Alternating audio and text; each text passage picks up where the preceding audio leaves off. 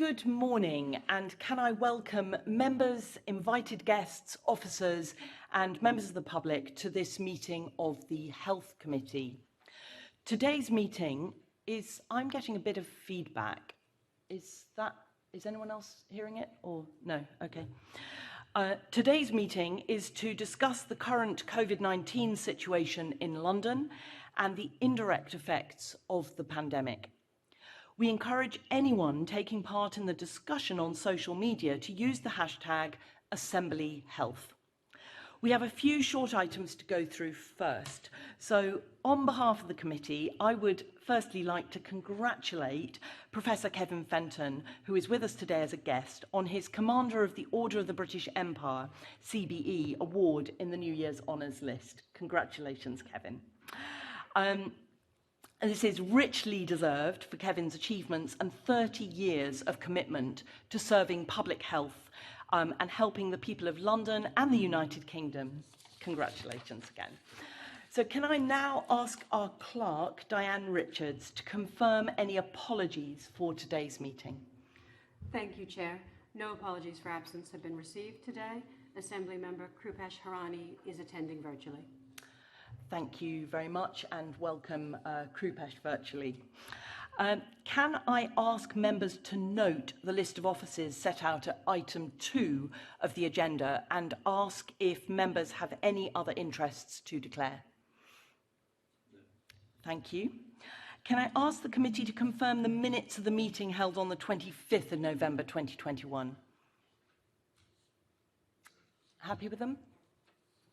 Yep. Thank you.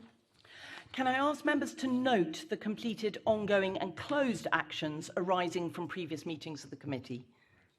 Thank you. Can I ask members to note the recent action taken by me as chair under delegated authority following consultation with party group lead members to agree the committee's report, The Toilet Paper, detailing our 3 principles for improving public toilet provision in London? Thank you. So thank you, and that brings us to today's main item. I'd like to extend a warm welcome to our first panel of guests joining us virtually to discuss the current COVID-19 situation in London.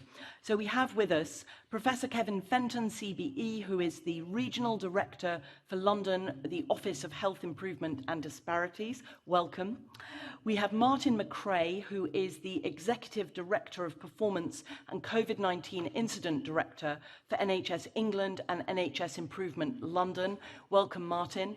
And we have Daniel Elkeles, who is the Chief Executive of the London Ambulance Service. Welcome to you as well, and thank you all 3 of you for giving us your time at what is an incredibly busy time for everyone working in health as we kind of come through this Omicron wave, which seems to be having a huge impact on sickness levels as well as the numbers of people who are actually needing help in our hospitals.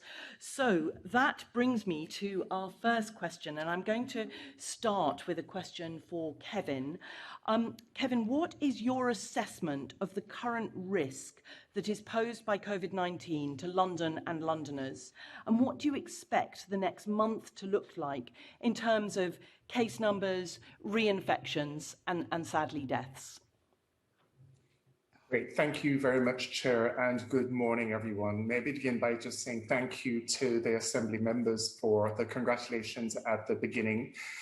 This is really a time to thank and acknowledge the tremendous work of our public health staff across the city, as well as wider health and care staff that have been working on the pandemic over the past 2 years. And as we are navigating the Omicron wave and preparing for the end of this wave, and living with COVID as we move forward, the work of all of the public health and care staff will continue to be critical. So to reflect initially on where we are with the Omicron wave, colleagues will remember that the variant was first described in November of last year, and very soon after its discovery, we identified cases in London.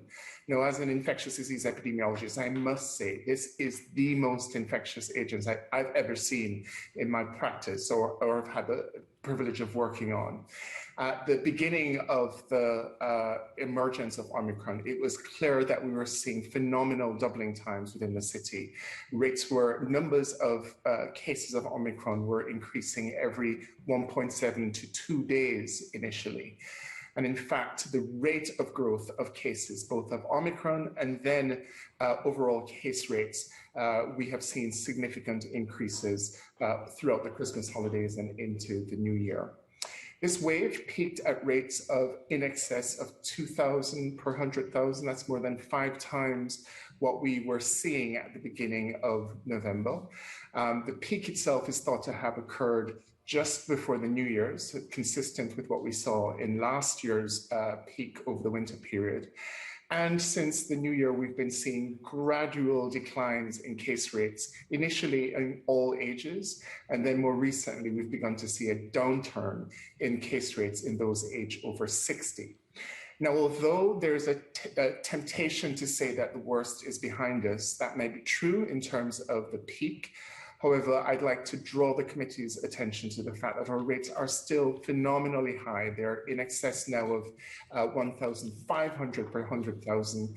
Again, that's more than 4 times higher than where we were before the wave started. So we still see very high rates of infection across the city. People are still getting unwell. Sickness absence rates are still significant in both health and care, as well as the wider workforce. And this means that everything that we can do to help to drive those rates down will be critical. And this includes adherence to the Plan B measures. Finally, Chair, you asked me to reflect on a forward look as to what we might expect to see in the coming weeks. Now, I think there are 3 things I'm particularly looking at, and three things which I will be concerned about as we progress through this month and into January. The first is that we continue to see sustained declines in case rates, both in all ages as well as in those aged over 60, because those declines, especially when combined with reductions in ONS community prevalence estimates, will give us the assurance that we're truly past the wave and that we're now seeing true declines in the spread of the infection across the city. And we have to have that assurance of community prevalence reductions because of the changes that have recently been introduced in the testing policy and regime nationally. So that's the first thing to look forward to. The second will be a concomitant reduction in the pressures both on NHS admissions, but also in the prevalence of infection among those which are most vulnerable in our communities. And here I'm thinking about the case positivity and prevalence in our care home residents and staff, many of which will, if we see reductions there, that will augur well for reductions in the pressures on the NHS. And the third thing I'll be looking forward to monitoring really carefully with our NHS partners is what's happening with our vaccine rates and vaccine coverage in the city. And just to say that vaccination remains the most effective tool that we have to control the pandemic in the region. Our rates, as you know, are lower generally than our other regions nationally. But the combination of increasing booster coverage plus exposure to the virus over the course of the pandemic will continue to give and ensure that London has a strong vaccine wall and immunity wall, which is what will be necessary for resilience as we exit the Omicron wave. So, Chair, I'm going to pause there in terms of where we are with the Omicron wave and things that we'll be looking closely at in the weeks ahead. Thank you. Thank you, Kevin. That was incredibly clear, and you know that figure 2,000 per 100,000 of in terms of the case rates. I remember back in the first wave when we started to get very concerned when the case rates went to above 20 per 100,000. So it just shows how much work the vaccines must be doing to help prevent very high levels of hospital admissions and sickness. So basically, what we've heard here is that in terms of you talked about a temptation to think that the worst is behind us, and you've given us 3 things that we need to be thinking about to be sure that the worst is behind us, which is the sustained declines in case rates in all ages and shown through the ONS community prevalence data as well as the testing data because of the changes. You've talked about seeing a sustained reduction in NHS admissions and particularly in case positivity rates for the most vulnerable. And you've also talked about making sure that the vaccination rates to check how our vaccination rates are going. So those are the 3 things that you want London to be thinking about before we can begin. Is that saying that that's before we can begin to think about any change from our Plan B measures? Well, decisions on Plan B measures will be taken by government, and that will be a government policy decision. But I do think our role in London, and certainly as the Public Health Director for London, is to provide assurance that London is ready as and when decisions are being taken on removal of those restrictions, and to ensure we do everything to reduce levels of transmission within the city and to ensure we are as resilient as possible. So a key part of this, in addition to the 3 things I've mentioned, is our work collectively to ensure we continue to reinforce the Plan B measures, because in the absence of a more stringent NPI, for example, a national lockdown or further restrictions, we are relying on all Londoners to continue to get vaccinated, to test regularly, to work from home, and to ensure that we are doing everything we can to reduce transmission. So I think that's the other thing that would be necessary, that we continue to work with Londoners and alongside Londoners to help reduce rates of transmission in order to prepare for government's decision on Plan B. Thank you. Thank you very much. Now, all that mention of vaccination brings us to our second question, which is going to be taken by Emma Best.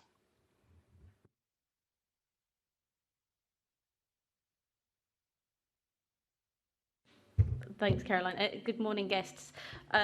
Firstly, sticking with you, Kevin, and congratulations on the CBE. And I feel like every time I've turned on the news channel recently, I've seen you. So well done on all those broadcasts and putting the points across so well for London recently. I don't really think I need to rehash how poorly we're doing for vaccinations, or I should say how poorly our rates are in compared to the rest of the country. But I think we all know that here and on the panel. But what my question is how well is the vaccination rollout progressing, including the update on uptake of boosters, and what action is being taken to bring us more closely in line with the rest of the country? And that's to you first, Kevin. So I always begin when reflecting on vaccination to say that as a large, densely populated urban population, even before the pandemic, we have always had challenges with the uptake of both our vaccination and screening programs within the city. And this is consistent with other global cities, other urban centers within the United Kingdom.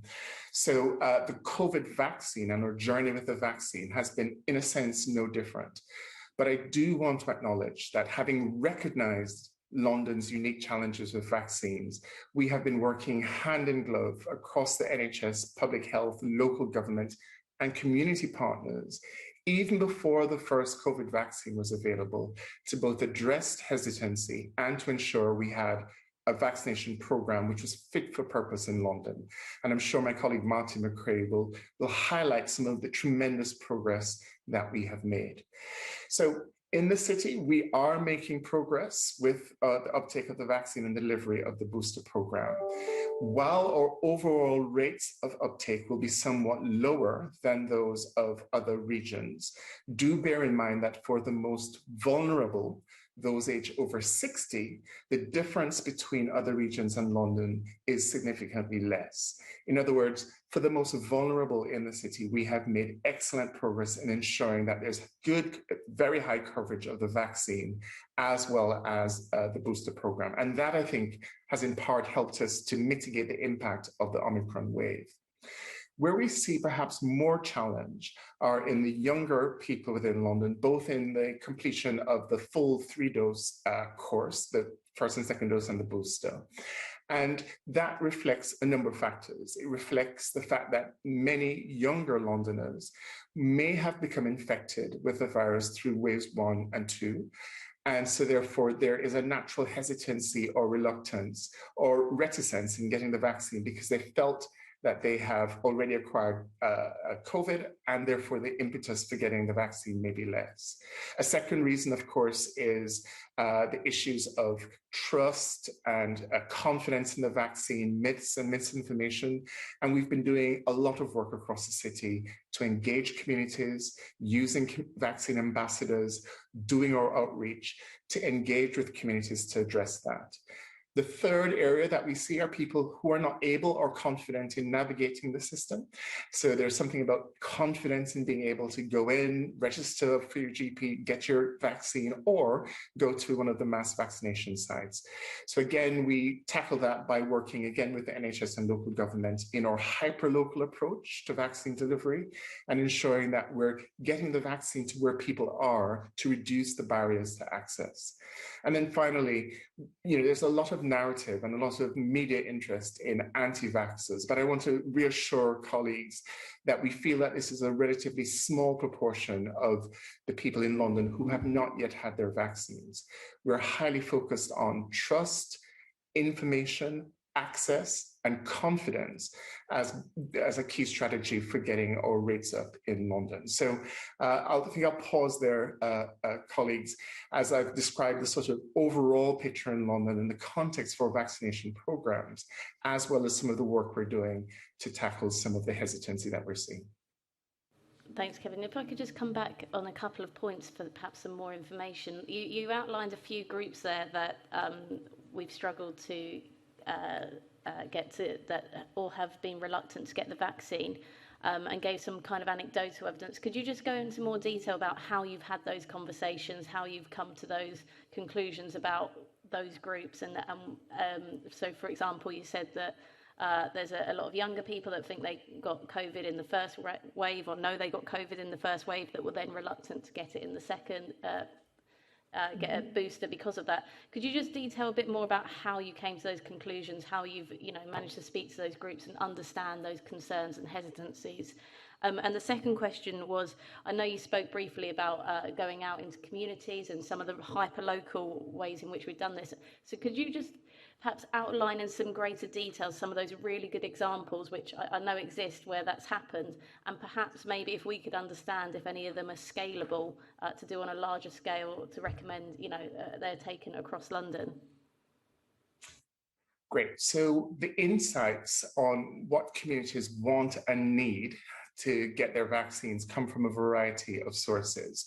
Throughout the course of the vaccination program, we work with behavioral insights colleagues in the Cabinet Office who are continually doing market research. We rely on polling data, which are done by the GLA, the Greater London Authority. We also get insights from a number of our London academic partners who are also looking at the data and canvassing Londoners.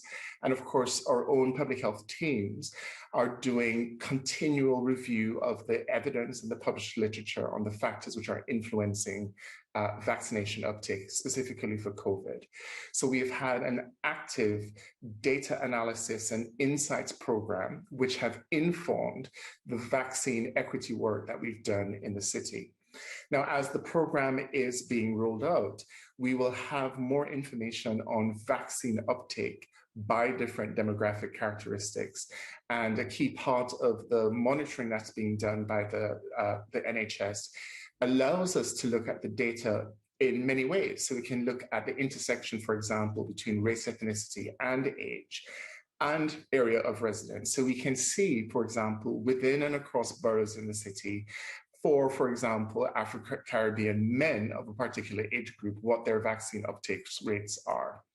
These data are invaluable for our local authority partners. So again, OHID, Office of Health Improvement and Disparities data analysis team, again works with the NHS to provide cuts of the data to each Director of Public Health in the city to say, here are the vaccine uptake rates by key demographic characteristic, including socioeconomic status.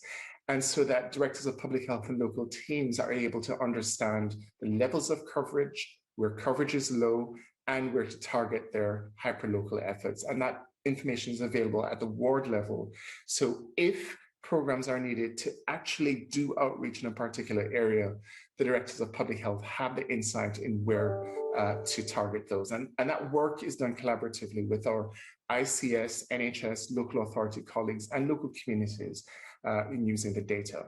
So in summary, we use a range of sources, including polling data, scientific research, as well as program delivery data to understand both attitudes towards vaccination and how they're changing over time, but also the performance data as well. Now, you asked a specific question on some of our hyperlocal approaches, and I know that Martin will also reflect on this, because I think this is one of the unique things that we've done in London and have done really well. And the principle of the hyperlocal approach is that in order to get the vaccines to those communities that need it most, you must rely on a deeper partnership between local communities, the local authority, the NHS locally, supported by great data. And you need to have a variety of channels that will speak to the needs of different communities, supported by hyperlocal communications and outreach approaches. So if we take a typical model that we'll have across the city, it will involve in a particular area looking at a range of tools, including the use of community pharmacies. Some boroughs, such as Brent in the northeast and the northeast boroughs, have been using, and I know many of our boroughs are now using vaccine buses to deliver the vaccines. That can be complemented by and with outreach workers, which will be knocking on doors, doing outreach and spot conversations with members of the public, guiding them to where to get their vaccines, combined with culturally appropriate communications materials such as pamphlets, leaflets in different languages, and using diverse images as well.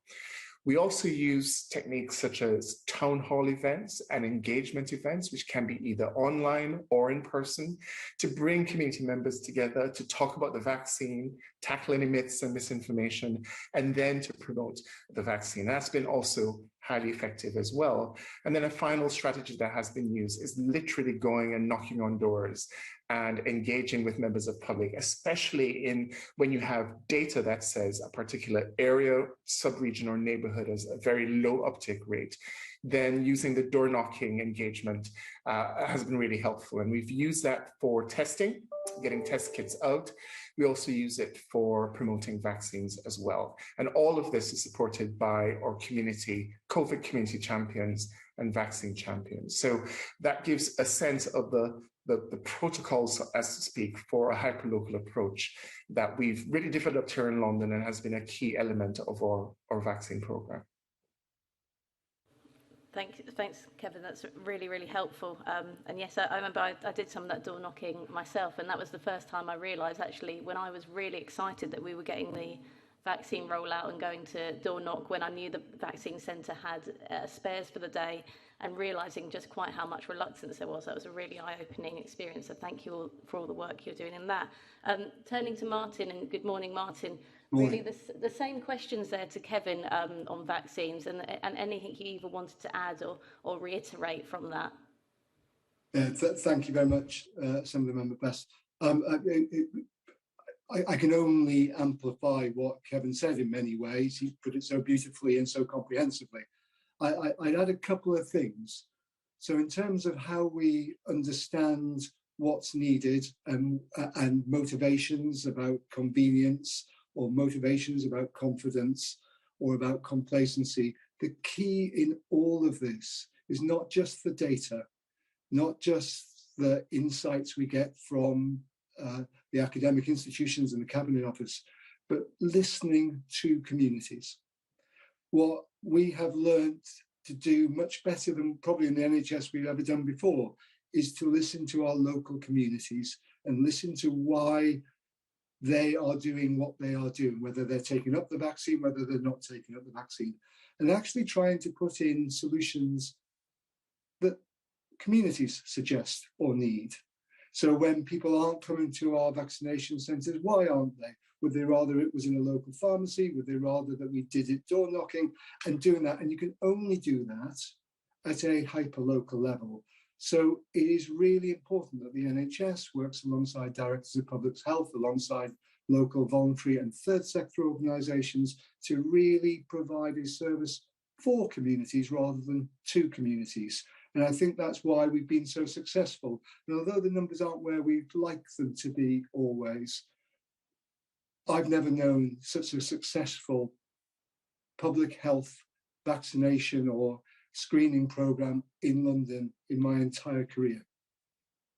This is phenomenally successful. And if you compare us with other diverse cities within the country, or indeed across the globe, London has done brilliantly well. And we will come on to it, but that probably plays out in what that means in terms of illness and serious illness and death from COVID-19, which has been much reduced because of the success of the vaccine programme in London. Not as good as we want it to be, never will be. We are perfectionists and idealists, and we want to get this right, but we've done really well. A couple of examples that you may know already about of how you do that local delivery. But a couple to add to that, along with the ones that Kevin gave you.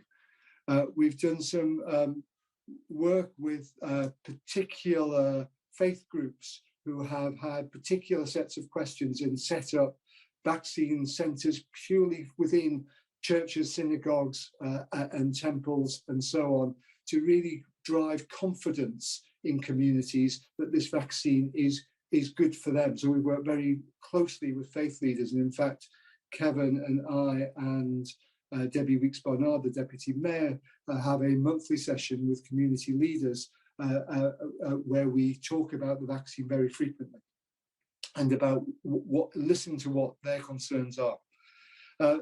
Another example is in our what we term as exclusion health groups, those groups who aren't as well served by the NHS and public sector services as we would like them to be. So the homeless, the traveller community, and similar groups. And we've been doing works with the third sector who are much better linked into those groups than we are as statutory bodies.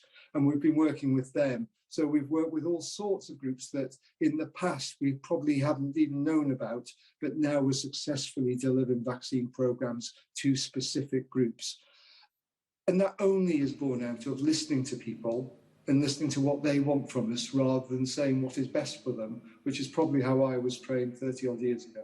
Absolutely. Thank you, Martin. And just coming on to testing, so I just wondered if you had any thoughts on how London's fared, especially through the Omicron wave, in accessing lateral flow tests and PCR tests, and if there's been any struggle on that and what the impact's been. I can talk about access for health and care staff, but I'm not sure I can talk about the access to testing overall. I'm not sure if Professor Kenton... if you cover that quickly, Martin, and then perhaps Kevin can take on the... Fine. So clearly, everyone who's going to deliver personal care to Londoners needs to make sure that they are both vaccinated and that they test regularly. And there's been a programme in place since testing began of making sure that health and care workers get access to lateral flow tests and rapid PCR tests if that's necessary. That's gone on very well. There's been the odd glitch with delivery sometimes, and there has been for the past few months a requirement that NHS staff like me access the same stocks of lateral flow tests that everyone else does. So I have to go online, order my box of 7, or go to my local pharmacist. And we've experienced some of the same issues that the general public have felt over the past couple of months when demand for lateral flow testing has shot through the roof because of the Omicron wave. So we've had some tricky moments, but nothing that's got in the way of care and nothing that's stopped care being delivered across London. I'm sure there'll be a member of my profession, a nurse, will be going, no, that's not true. I couldn't get hold of a vaccine yesterday and it stopped me getting into work. But overall, our trusts are reporting that access remains good, if sometimes it's been a bit tricky on a day-to-day basis. Brilliant, that's reassuring to hear, Martin. And just quickly before I go to Kevin, is there anything else that you'd like to see from the GLA or the Mayor to support you and your work with vaccines and testing? Well, just to acknowledge the strong leadership of the Mayor and GLA over the course of, again... Sorry, Kevin, that was just to Martin, quickly. Oh, sorry. Okay, so can I start where I shouldn't have started? So I'll apologise. I should have started by thanking Assembly members for their support, because actually the Assembly's been brilliant. I've met with group leaders on a regular basis. I hope those briefings have been fed out to other Assembly members. And that is massively supportive, because we also get to hear from your constituents about what are their concerns, and we've been able to address them directly. And the Mayor equally has been fantastically supportive, both in his ability to convene groups, as I mentioned, as I mentioned about the community network, but also in the way that the communications from the GLA and the Mayor have really supported London. But the ones we need to thank most of all for the success of the programme are Londoners themselves. Londoners have come forward in their millions to be vaccinated. And today we're in a place because Londoners have looked after London. And for that, I'm certainly grateful. Absolutely. Thank you, Martin. And a point really well made. It can't be made enough, I don't think, over the course of this meeting. And Kevin, to you, just on testing, was there anything that you wanted to add? Yes, very briefly, that as we were going through the peak of the pandemic, we did see constraints on testing capacity, especially as other regions began to take off with their Omicron waves, and that put a huge demand on the system nationally. So at the beginning of January, for the first week or so, we did see testing capacity constraints across the city, and our testing rates fell initially.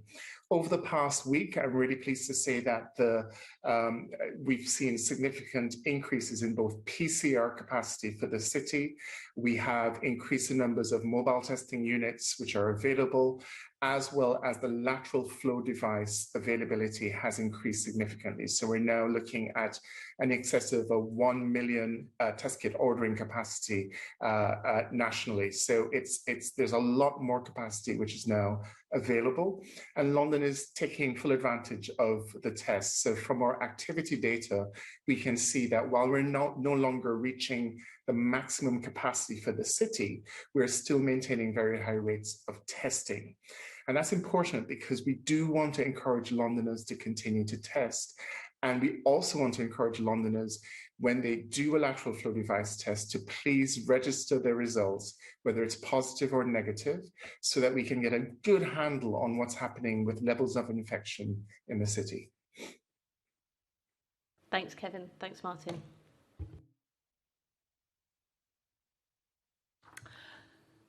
That brings us, thank you, Emma, sorry. That brings us to Andrew Boff, who is going to lead the next section of questions. Thank you. Could I ask Mr. McRae about what impact is COVID-19 having on hospital capacity, in particular intensive care units? Yes, thank you, Assembly Member Boff. You will recall when I previously gave evidence to this committee after the second wave, we were experiencing really high levels, or we had experienced really high levels of hospital admissions due to COVID, and we had particularly challenged high levels of admission into intensive care. That was pre the impact of the vaccine programme, and it was a different variant.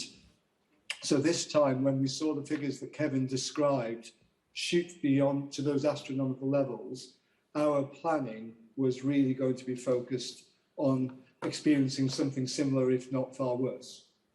But we have been thankfully proved not to be the case. And I'll give you the detail as I talk it through. We have seen significant increase in admissions into hospital with respiratory disease because of the virus. And to give you an example, our admissions for COVID in a month's period from early December to early January trebled. So it's not published data yet, that gets published later, as you know, but the operational data I see on a day-to-day basis shows that we saw a rise from about 1,000 cases of COVID in our hospitals to over 3,000 within a month, which is a significant rise. But we didn't see the consequential rise in admissions into intensive care. So we didn't see the severe disease at the levels that we saw last time. It's not to say we didn't see it at all. And we have about 200, 220 patients in our ITUs now with COVID, the vast majority of whom have not got a completed vaccine record. So no vaccine or only a first dose. And the few others that are in there usually have are immunocompromised and have other serious illnesses linked with their COVID status. So I'm pleased to report that the impact on serious illness is not what it was. For individuals, though, some individuals, it is still very significant, and we are still seeing deaths from COVID and from this variant of COVID. So, if I can just be clear, so we've seen a trebling of admissions to hospitals, but not concomitant carry through on admissions to ICU. Not at the same levels, no. The gear, what we call the gearing ratio, the percentage of patients who go on to ITU is much greater, so far fewer patients into ITU. But there are still, however, 220 in ICUs. At last night's figures, yes. Thank you. So what is the current state of play with the new Nightingale Surge Hub at St George's Hospital? And how will that be staffed? Okay, thank you. So, sorry to cut across to you. So as we were seeing those figures in December, we were asked to create extra capacity to be used in extremis. And hence the Nightingale facility that is being built in the car parks at St George's at Tooting. That would be staffed if it was necessary by stretching our existing staff and bringing in non-clinical staff under supervision to look after the least sickly of our patients who are inpatients. There is no plan at present to use that facility. And as Kevin has described, the current wave of community infection is falling, and so are our admissions now, thankfully, for COVID. So we have no expectation under this wave that would be needed to be staffed or used, but it was there in preparation for that worst case scenario, and it would have been staffed in a far less clinically rich staff mix that you'd have on a normal ward. But that's not our plan at present. We saw an example during the first wave of where Nightingale hospitals or units were set up and then just not used and then mothballed. I mean, how long do you think this arrangement is going to continue for these facilities? Are they going to continue in the long term? Are they going to be there for months, or are we going to pack them up as soon as the infections or admissions reduce? The history we've got is of 3 waves now of that sort of pressure where we've looked at extra capacity. The first 2 times at the Excel for London, and as you said, the use of that was thankfully very little in both cases. And this 3rd time, because of the lessons learned in many ways, that actually trying to staff a facility like that outside of the normal healthcare arena was very difficult. We worked with our local trust to choose an area where actually it was next to an existing large healthcare facility, which would have made staffing easier. Hopefully, we'll never need them again. We have grown our ITU bed base over London, our permanent ITU bed base over London. across London over the past 2 years so that we won't need more ITU beds in subsequent waves. And we need to get to a place where we have sufficient beds for future waves, but the last three, general beds rather than ITU beds, but the last 3 waves have proved that London has got sufficient beds to deal with that, even, and we'll come on to it in a subsequent part of this meeting, that puts challenges on other parts of our system. Thank you. Anyone who's encountered the army during the vaccination programme and during the assistance they could have been incredibly impressed by the professionalism that they have. What impact is army support having for London's hospitals?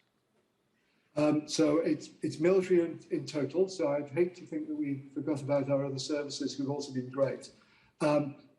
So 3 impacts, if you allow me, because we've worked with the military now since February 2020 in different ways.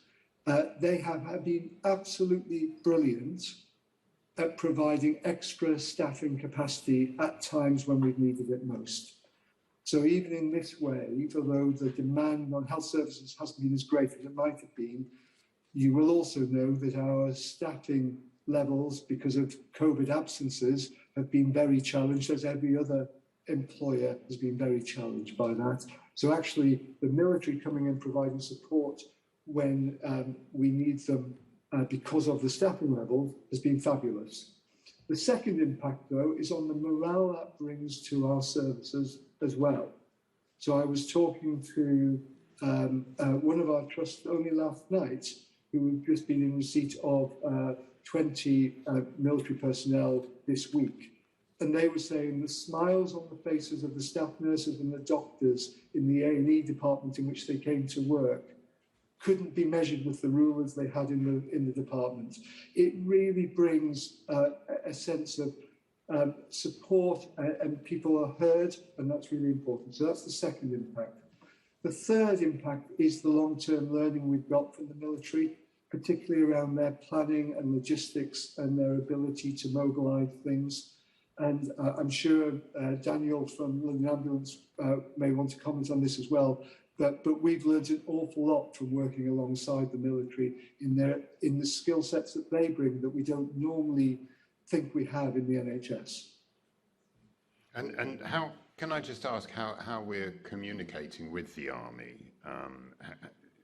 and whether or not that's something that's a central direction, or whether or not the army has, whether or not local agencies are able to call for help? How are we managing that relationship?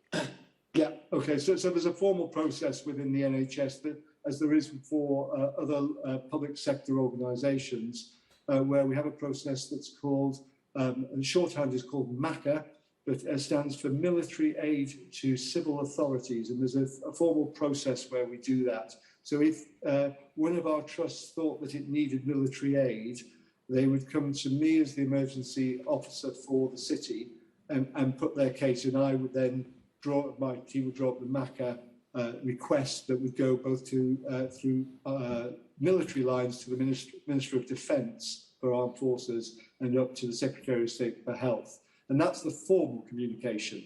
But of course, as you know, organisations run best on relationships, not formal communications. So we have really good relationships with London Division. In fact, my boss is currently meeting with Major General Geeka of the London Division as one of his regular catch-ups today, and they meet on a regular basis. I have a military liaison officer based in the building here with me, and we speak on a daily basis. So we have those not informal, but those relationships working all the way through those formal communication lines that you'd expect. And that then plays out into the local.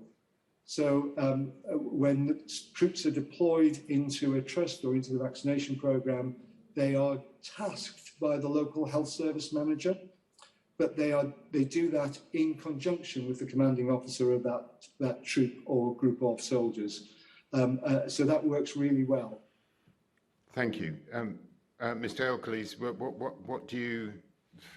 what has been your experience of the involvement with the Army with regard to the London Ambulance Service?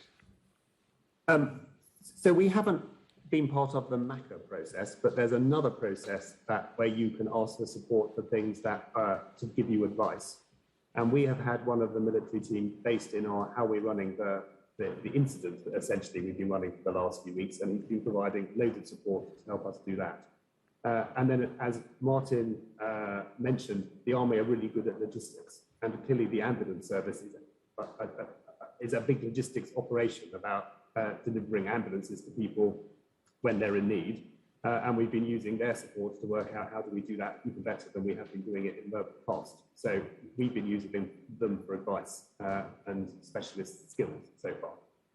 And moving on slightly to another subject, have issues with hospital capacity had any knock-on effects for the London ambulance service? Such as ambulances waiting for bed spaces before transferring patients into hospitals? So the short answer to that question is yes. So ambulance handover delays, which there has been a huge amount about in the news, are really quite long, and they're the longest they've been in London for quite a long period of time. However, relative to the rest of the country, they've actually been good. And the teamwork that has gone on in London across my service, all of the hospitals, the 5 ICSs and the London region, about how we manage flow to ensure that ambulances go to the hospital that has the least wait has been really impressive.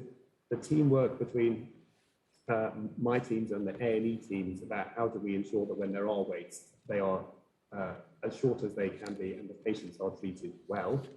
Has been really good, and we've got some good examples of new facilities in some of the hospital staff jointly between my team and the hospital team to share the load so that we provide better care and get ambulances back on the road more quickly.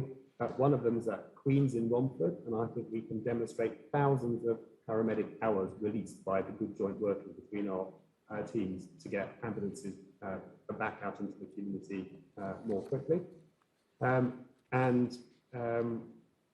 Then the December national performance data came out today, and it's not great reading for the whole ambulance service across the country, but on all of the measures, London has done better than the average for the nation, whether that's in answering the phone or responding to category 1, 2, 3 or 4 calls. And I suppose the thing I most need to say is an absolute thank you to all our staff and volunteers who have delivered extraordinary care, I think, in really difficult circumstances in the last few weeks. Thank you. Have there been any other unforeseen issues for the London ambulance services as a result of the Omicron spread? Well, we have had the issues that Martin and Kevin were talking about staff absence. So they were much higher than we had originally planned in our winter plan. But the thing that I'm really proud about is we did do a really detailed plan for what we thought could happen in the few weeks in December and early January. And more or less, we delivered the plan. So actually, nothing massively untoward has happened. Essentially, we had a plan, it had some scenarios in it, and we've been playing through the scenarios, and it's been really helpful that we did really good planning before we got into it. Thank you very much. Thank you, Andrew. I'd like to bring Assemblymember Harani in, who is online. Thank you, Chair, and thank you to all the guests and also for your hard work, not just over the pandemic period, but throughout, really. Just firstly, I think maybe to Professor Kevin Fenton, sticking to hospitalisation, roughly what proportion of COVID-19 patients in London are hospitalised with COVID-19 are unvaccinated? So the estimates that we have to date, especially as we went through the peak of the pandemic, suggested that 3 in 5 patients who were admitted to hospital were unvaccinated. Now, when you include people who are incompletely vaccinated, they may have received only 1 dose, 2 doses, or just recently received their booster, then that number goes up, that proportion increases to more than 80%. And we see a further concentration of that figure when you look at people who are admitted to intensive care units. So you see a much larger proportion of people who are unvaccinated or incompletely vaccinated. And that confirms the power of the vaccines in preventing severe disease and death. Thank you. I think it also shows the importance of continuing that message on vaccination as well to the wider public. And then secondly, on case numbers, while cases have started to decline overall in London, it appears that they are increasing in prevalence in older age groups. Are you concerned that this is already translating into more hospitalizations in the weeks ahead, as well as deaths? Because I've just had this morning a look at the death rates, and yesterday's figure was 398, which is quite concerning, really, with the number of deaths going up at the level they're going up. I mean, 20th of May was in the news quite a lot yesterday for understandable reasons, but I just looked at the rate on that date, and it was 328. So deaths yesterday were higher than they were on that infamous date last year, which has been all over the news recently. So are we concerned at how things are going as we stand today, looking at the figures that came out this morning? Or are we still confident the vaccine is effectively doing its job and won't lead to further increases in death rates? Mm-hmm. So the encouraging data from this week suggests that we are beginning to turn a corner with our case rates, especially in those aged over 60. So what we had seen right to the beginning of the week was a plateauing of those rates, but it had been staying relatively stable for a few days. And now we're beginning to see some consistent declines in those overall case rates in those aged over 60, who are the most vulnerable. I am also more reassured and confident in that figure because when we look at the positivity of COVID in care home residents and workers, we're no longer seeing the steep increases that we saw. And in fact, in both of those groups, the prevalence of infection and the positivity of infection are beginning to either plateau or decline. So we have an objective measure of the overall population case rates. But if you look at the most vulnerable sector in care home staff and residents, things are beginning to come down. Now, remember that the death rates are going to be delayed. There's a lag between reductions in population or community case rates, and then a lag after hospitalization rates begin to decline before you begin to see the declines in your death rates. The numbers of deaths that we're seeing, although tragic at this time, are going to reflect people who were infected nearly 4 to 6 weeks previously, significantly earlier. So although our rates are now beginning to decline in the city, especially in the most vulnerable groups, I would not expect to see significant declines in death rates just yet. There will be a lag before we begin to see that. But thankfully, the numbers of deaths that we're seeing, we're not anticipating that it will be anywhere near what we saw in waves 1 and 2. Again, because of the power of the vaccines. Thank you. Thank you. That's it from you. Thank you. So can I just pick up on that, because there's another aspect of hospitalisation that I've seen a few people commenting on, which is the numbers of children who are being admitted to hospital and to intensive care, I believe. Is there anything that anyone, because that seems to be unusual for Omicron compared to previous variants. Either, I don't know whether that's for Kevin or for Martin. Martin. So I'll start. So I haven't got that data with me, and I can see if I can provide that to members afterwards. Operationally, what we are seeing is a small uptick in the number of children being admitted with respiratory conditions, which is not unusual at this time of year. In fact, in some ways, it is unusual in that the numbers aren't as great as they normally would be. there's a condition, not COVID, but there's a condition known as RSV, which is a respiratory condition that affects children and can lead to spikes in the winter of admission into hospital and serious illness into intensive care. And although we have seen a small rise in that, we haven't seen it like previous years, and we didn't see it at all last year. So we are seeing that. We're not seeing significant numbers of children being admitted with COVID. The ones we're most worried about are those who have other vulnerabilities. So clinically extremely vulnerable children who have immunosuppression or other long-term chronic conditions or cancer. And we'd be very worried about them. So making sure that they are vaccinated is really important to protect them. And that vaccine seems to be working in supporting that. And in fact, we're about to roll out that vaccine program to even the younger cohort who are extremely clinically vulnerable. 5 to 11-year-olds will get that protection too. Won't help the general younger population at present, but it will help that group. Thank you. So I'm going to move on to a final section in this question in this section before we move on to look at the impact on the NHS workforce, which I think is a question for Kevin. I'm just trying to sort of tease out the different way that this wave has been handled. We haven't had a sort of big lockdown. We did see quite, certainly anecdotally, in terms of people on the tube and on buses wearing masks more once the Omicron wave started and the Plan B measures were brought in.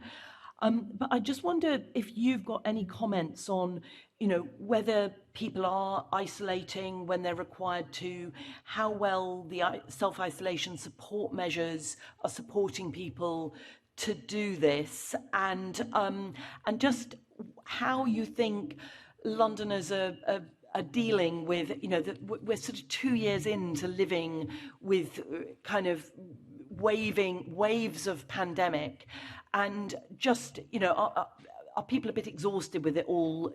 Just what's your opinion on how things are going here? Yes, so this is exactly the question. I meet with all the directors of public health in the city every Friday. And of course, we have a variety of pan-London coordination meetings as we have been working through this wave of the pandemic. So we're always getting that sort of pulse check from our local partners on what they're seeing and feeling from local communities. I think there are 4 key things that are absolutely apparent. So the first is pandemic fatigue, that people, although they were initially wary about another wave and the uncertainties about Omicron, Londoners acted, and as Martin and others have said, have been really good in coming forward for their vaccines and for their boosters. And in fact, we saw some of our highest daily uptake rates just before the Christmas period. So from a community's perspective, we saw people being engaged, people stepping forward for their vaccines, and we were able to complement that with some key messages over the Christmas holidays regarding mixing, reducing risk, and testing. Second, we can also look at people's engagement in testing, which throughout the course of the wave, our messages to Londoners about testing before going out socially, testing before the holidays, and ensuring that people are isolating. I think those messages landed well, and we could see from the data, the demand on testing, that was good. I think there are 2 other areas, though, that we've been tracking really carefully, and they really provide us with a sense of where we might enhance our messaging further. The first is around, as you mentioned, the support that people have in this wave to both isolate and to mitigate the economic impacts of COVID. It was clear in waves 1 and 2 where there were really strong packages for isolation support, furloughing and so forth, that somehow those messages perhaps were not as clear and robust to Londoners. And I think many people, thankfully, Omicron was less clinically severe for people who are vaccinated. So many people were able to manage their infections. And the new guidance on the isolation time periods, I think, really made a difference to resilience and returning to work. But that certainly was a different feel for this wave of the pandemic. The second different feel for the pandemic is just the degree to which our businesses were able to fully engage with the advice and guidance. I think many of our businesses were able to support the working from home mandate, and that's really, really critical. The degree to which our communities had the support to do some of the COVID security measures, which are now required as part of Plan B. That includes promoting, provision of hand sanitizers, ensuring that vaccination status may be checked for some venues, and of course promoting indoor use of mask wearing. I think we could probably see from being around the city that perhaps some of those measures could be strengthened as we go through the rest of the season. So I think it's a mixed picture, Chair. I think we have robust evidence of how people have engaged in testing as well as in vaccination. We need to pick that up now as we come out of the New Year period.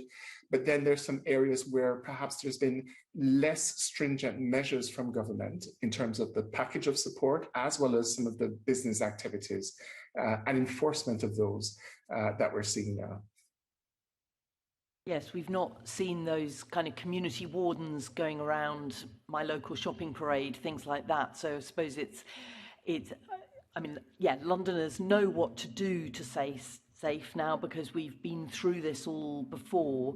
But I think, yes, from this wave, it has been less obvious out on the street.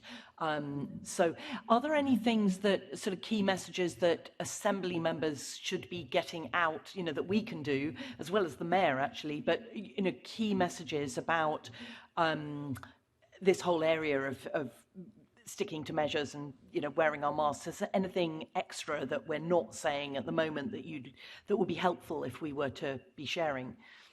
Yeah. Three key things, Chair. Number one, we are still in the midst of this wave of the pandemic, and we need to work together to drive rates down further.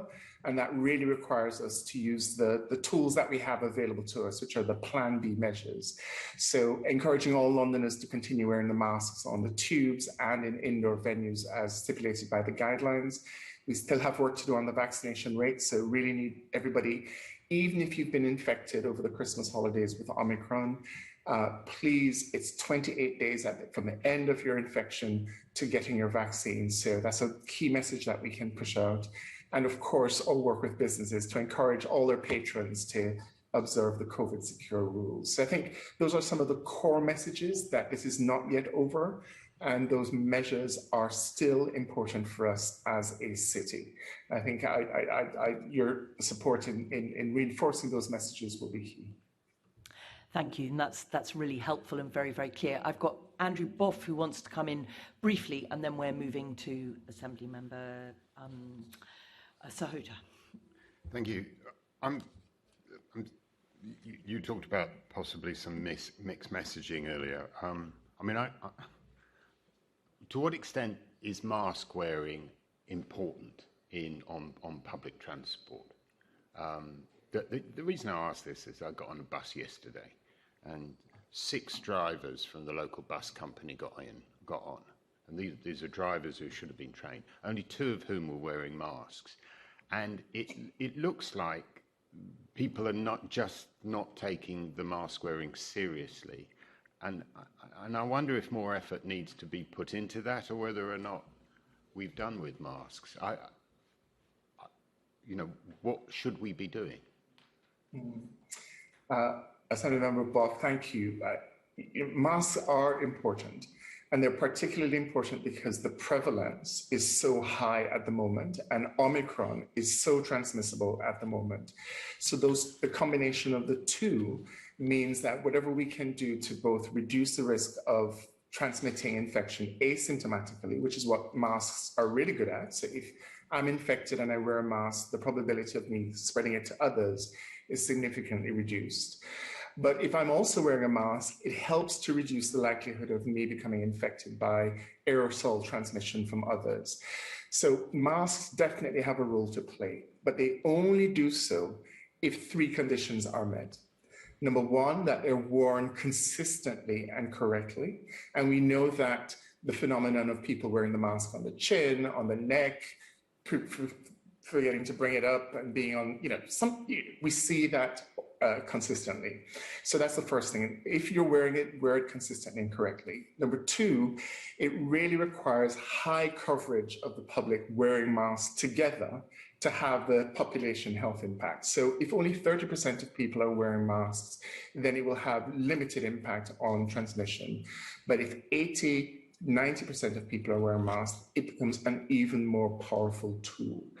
And then the third thing is the quality of the mask that people are wearing, especially at this time with a more infectious variant. The handkerchief, the single layer of fabric handkerchief covering the nose won't cut it because it's not an effective barrier, and which is why we encourage people to use not medical grade masks, because that's not what we want, but ensuring that you have good mask, a good fit, good quality, especially in public transportation and areas where you cannot socially distance.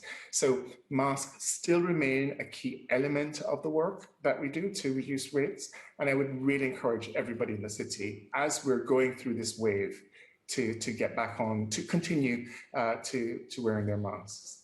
And thank you. Just finally, many people are hopeful that the Plan B restrictions will ease in 2 weeks. Do you share this view at the moment? I think it will depend on what happens in other regions of the country. As you know, the government is committed to not having a region by region or sub-regional approach to moving from one level of restriction to another. So I suspect that government will look carefully at the rates of decline of the pandemic in other regions. They'll have a close look at NHS pressures and resilience, and then make a decision on what measures will be necessary at that point. And then there's also going to need to be consideration of what additional measures do we need to continue after Plan B measures are released. In other words, it's unlikely that we're going to see rates decline to where they were, for example, in the summer of 2020, below 50 per 100,000. So we will have some endemic transmission of the virus for some time. So we need to think about what everyday measures we want to put in place as we live with COVID. Thank you. Thank you very much. So I'm now going to bring in Dr. Onka Sahota, who is on the front line, actually, of these workforce pressures. So, Onka, over to you. Thank you, Chair. First of all, let me just echo the comment made by my colleagues of congratulating and thanking all the frontline staff in the NHS and in public health for the work you've done, and to congratulate you, Professor Fenton, on your CB, very well deserved, and I'm sure it's a reflection of all the teamwork that supports you. So congratulations on your appointment as CBE. I'll start my questions with you, Professor Fenton, about masks. Are all masks the same, or are there differences in the masks that are available? For example, as a member of the public, right, I might get away with wearing a mask which I can buy off the shelf, right? But if you work in the NHS, right, should I be wearing the same mask, or should I be wearing an FFP2 there?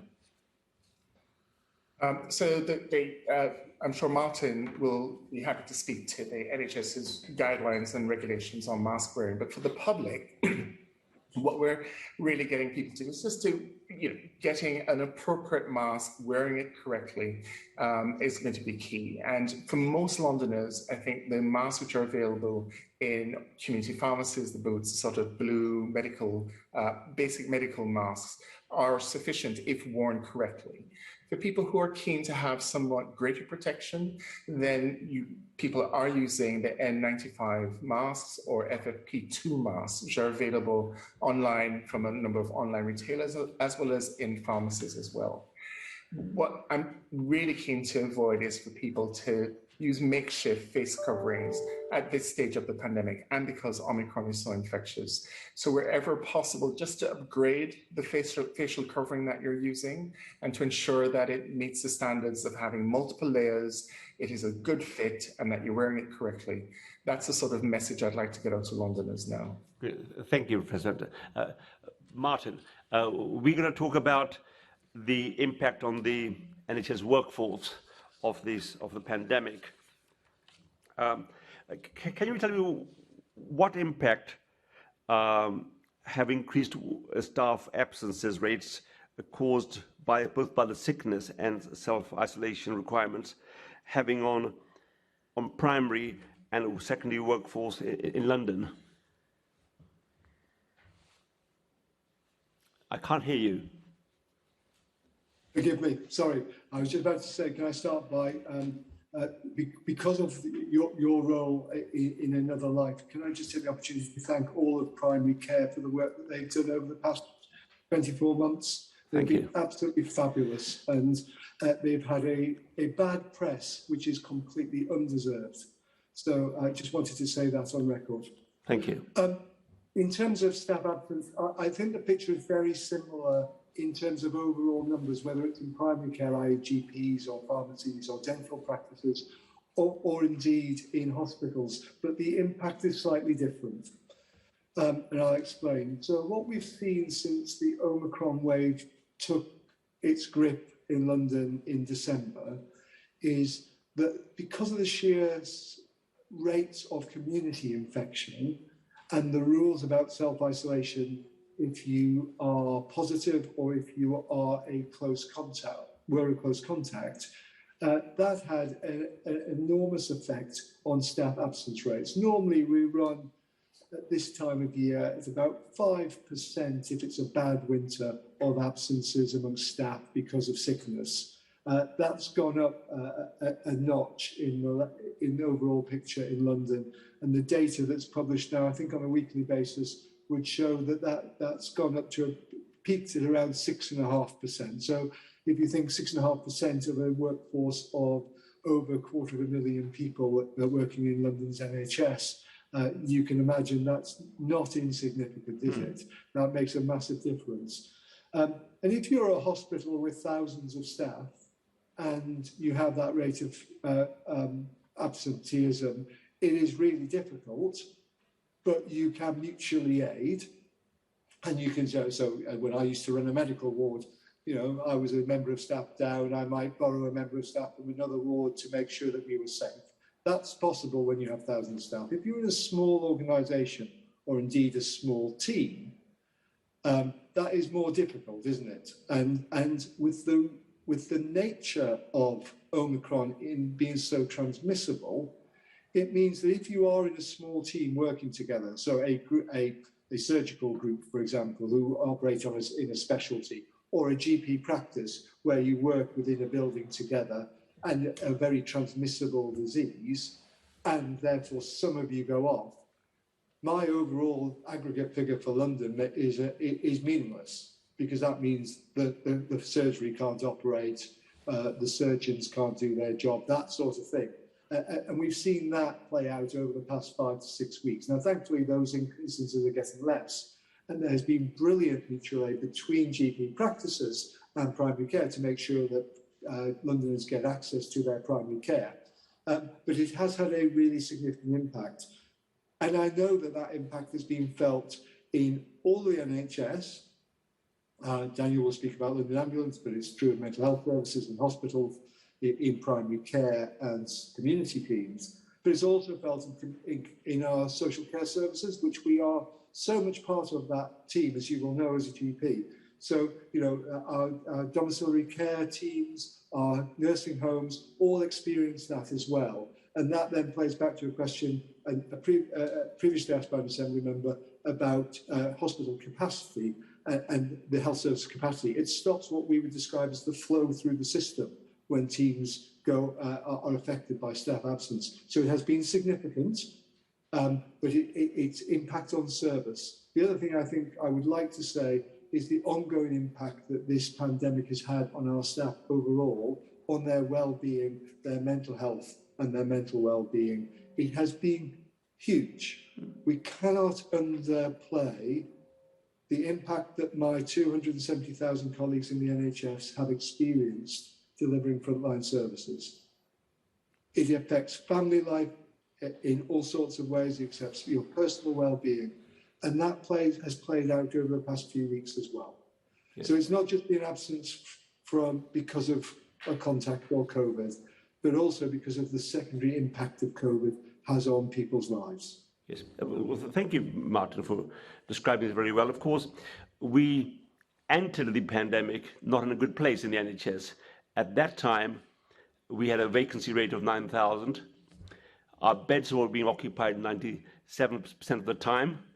Despite some people arguing that there should be cut for beds in London, we actually need 1,600 more beds according to the King's Fund. But so we didn't start off a good place. So the staff were told they would get a respite between the first wave and the second wave. That hasn't happened. So the morale of the staff is pretty low. I mean, what's the impact of this low morale on our staffing levels? So I recognise the picture you describe. Other than I think I'm amazed by people's morale. It is affected. I'm not dismissing the point you're making, but our colleagues' resilience has been phenomenal, that balances it a little bit. But so I think we have made sure that staff are being as well looked after as they can, and lots of work has gone into making sure that staff get time away. But as you know, and I know, we don't run a service that we can switch off for a couple of weeks just to give people some respite. I wish that we could. I always remember as a ward manager, when I got that job as a charge nurse, my job description said you had 24-hour responsibility for your patients. You have that 365 days a year to your list as a GP. Yes. You can't turn off. And that is very difficult then to manage. How do you get people rest and recuperation? Yes. So it's really important that staff get their holidays, they get their time off. We ask them to do extra shifts, but we also need to make sure that we're not asking them to fill their off duty just working more and more and more, because in the end there's diminishing returns on that, isn't there? And we need to make sure that we provide support to those staff. It is really difficult after 2 years of a pandemic, or 23 months of a pandemic, but we must continue to work at it. And of course, look, the members of the public, the waiting lists have gone up. Access to health services, which are already stretched, are even more stretched. The public are frustrated, and they're taking their anger out on frontline staff, on your nurses, on your doctors. In the headline in the Metro on the 24th of December was, "Nurses are afraid of going to work." On 4,000 occasions, the police have been called to hospitals in London over the last 2 years because of attacks on members of staff. How's this impacting on morale? I mean, the public are taking it out on the frontline staff, who are the wrong people to be taking it out on. Yeah. Your point is so well made. And when I started training as a nurse, I remember looking after patients who were in their 60s, 70s, 80s, showing me respect as a 21-year-old that I hadn't earned and didn't deserve. But they were hugely respectful of my profession. And the vast majority of the public still are. Let's be honest. 99.999%. I'm sure the statistician will tell me I'm wrong. But the vast majority absolutely trust and respect frontline staff. But there has been an increase in the amount of violence and abuse that frontline staff have received, particularly over the last 2 years. So it has an enormous effect on individuals and on teams. I didn't think I would ever work in a health service where we need security guards at our A&E departments. I didn't think we'd need to call the police, who have been brilliant, but I didn't think we'd need to call them to help us to resolve issues where people have got violent and aggressive with our staff, who are there to serve them. And it is completely unfair. So if there is a message from me today, if you could help spread, is that is unacceptable behaviour. People come to work to care and love those who need it most, to look after them when they're ill and to help them to a comfortable death when that time comes. Being abused, being hit, physically attacked is completely unacceptable. And you can imagine what that does to individuals' lives. I, Martin, agree with you entirely. I, over the years, have myself seen how when I was a junior doctor, the respect I had from the public and how I wanted to do more for them.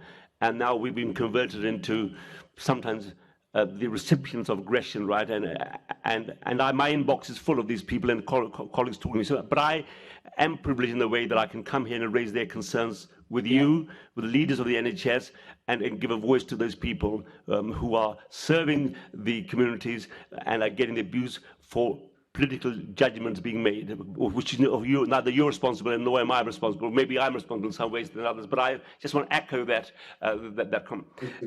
And just and one more, of course, thing is which we are concerned about is that it has been decided, that every member of the NHS should be vaccinated by the 31st of March.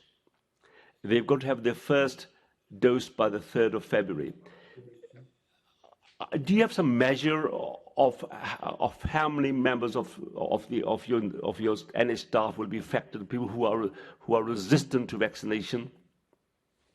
Yeah. So we have got a measure of where we're at with that at present. There's a couple of unknowns though, and I'll explain those as well. So currently, over 90% of health staff who would be affected by the legislation that is going to be enacted, as you say, you must have that first dose by the 3rd of February if you're to have had the second dose in time for the legislation kicking in 8 weeks later. We know that over 90% of our staff have now had that vaccination. We also know from our experience when this legislation was applied in care homes early last year, that those staff who really didn't want it, but recognised that they wanted to continue to provide, be employed as a healthcare professional or supporting in healthcare, that number will change over the next 2 to 3 weeks when people come forward, when they know that they have to have it. What we don't know is the scale of that, how much of that delta between over 90% and 100% that will be. The other thing we don't know is how many of that remaining just under 10% are genuinely never going to have it because they have an exemption because of their personal circumstances, which is absolutely right. And that 10% doesn't represent 10% of people who are anti-vaxxers or who are against having the vaccine themselves. A lot of those staff will be people who cannot have that vaccine, and we need to put in place mitigations to support them continuing to work, and that will be fine. It may be about half of that, it may be more, but we need to see that as it comes through. But there will be a small group of people who currently work in the health service who will not be able to work at all in health if they do not become vaccinated and aren't medically exempt. And that is a great loss to the profession, but our job as healthcare professionals is to care for our patients and our public. And if being vaccinated helps us prevent disease, if it helps spread and it protects our most vulnerable, then we should be vaccinated, and we'll follow that government policy. I think personally it's my duty to be vaccinated, but that's a personal choice I make. But there will be a group of staff who won't be able to work in any CQC regulated environments. So that's care homes, GP practices, hospitals and so on, if they aren't vaccinated. And that will be a loss, but I would really encourage them. It is not too late. There is plenty of capacity to vaccinate you between now and the 3rd of February. We will make sure you're vaccinated if that's what you want to do, because we really value your skills. I again echo that, Martin. I'm also the first person who went for the vaccination the first day it came out, right? and I was lining up for the boosters, right? But hopefully there's some of our colleagues who have a reservation, they can be persuaded, right? But so and I agree that there would be a great loss to the profession if we can't square that one up. But Dr. Soda, could I just ask you? I'm getting lots of messages that we're getting a bit behind on time. So if I can ask you to just pick up the pace a bit, that would be really helpful. Chair, I this is a thing I really have passion about. I really care about the NHS staff, and I'm really concerned about these issues. And I'm raising these issues not only on behalf of my own self, but on behalf of some of the professions who've contacted me. And I hope that you allow me the discretion to raise these issues, which are very important. Thank you. Daniel, let me come to the London Ambulance Service. What's the current state of affairs in the London Ambulance Service, and how have your staff been responding to the Omicron variant? So the current state of affairs is we are extremely busy. So the statistic that I think I heard earlier in the week is just phenomenal, is 2.1 million people phoned 999 in London last year. That is 15% more than it was the year before. That's a huge increase in activity. So have our staff responded really well to that huge increase in activity? Yes, they have. Has it been really stressful? Yes. And in Martin's used the word resilient. I think the resilience of NHS staff is absolutely extraordinary in the face of quite so much demand. Where we are today, though, is, as Kevin was reporting, so the incidence of Omicron has begun to come down, and so the amount of activity is much more like a normal January now than it was a few weeks ago. So our performance has got much better.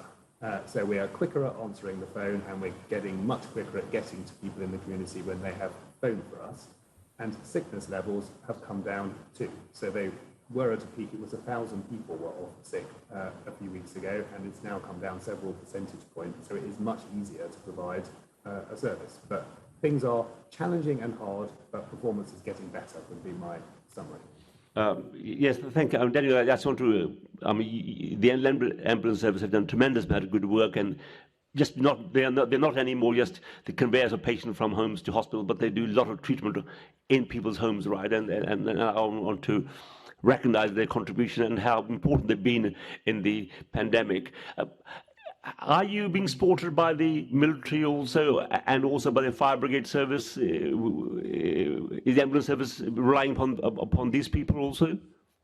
So on the first point about we do a lot more than just take people to hospital, that is completely true. We have hundreds of really highly trained paramedics who have access to all sorts of other services other than taking people to hospital. So less than half the people we see end up being conveyed to hospital. The other half, we either treat them in their own homes ourselves, or we refer them to another part of the NHS. And also, a lot of the response that we have doesn't actually involve an ambulance. So we have lots of solo paramedics, and we make use of other kinds of vehicle other than the ambulance as well. It's a very, there's lots of different treatment options. And I've forgotten the second part of your question, sorry. The second part was how much reliance is there of the ambulance service on the firefighters and also on the military?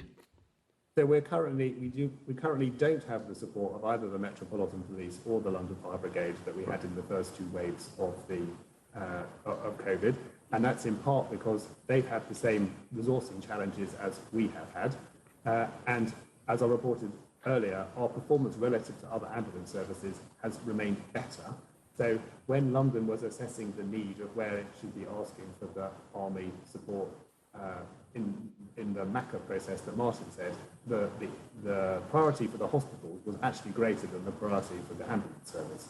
So I think we have used the Army, as I said before, to help us in improving how we run ourselves during the incident and in some of the logistical things that we do, but we haven't had the same needs that other parts of the NHS have had for the direct frontline support from military personnel.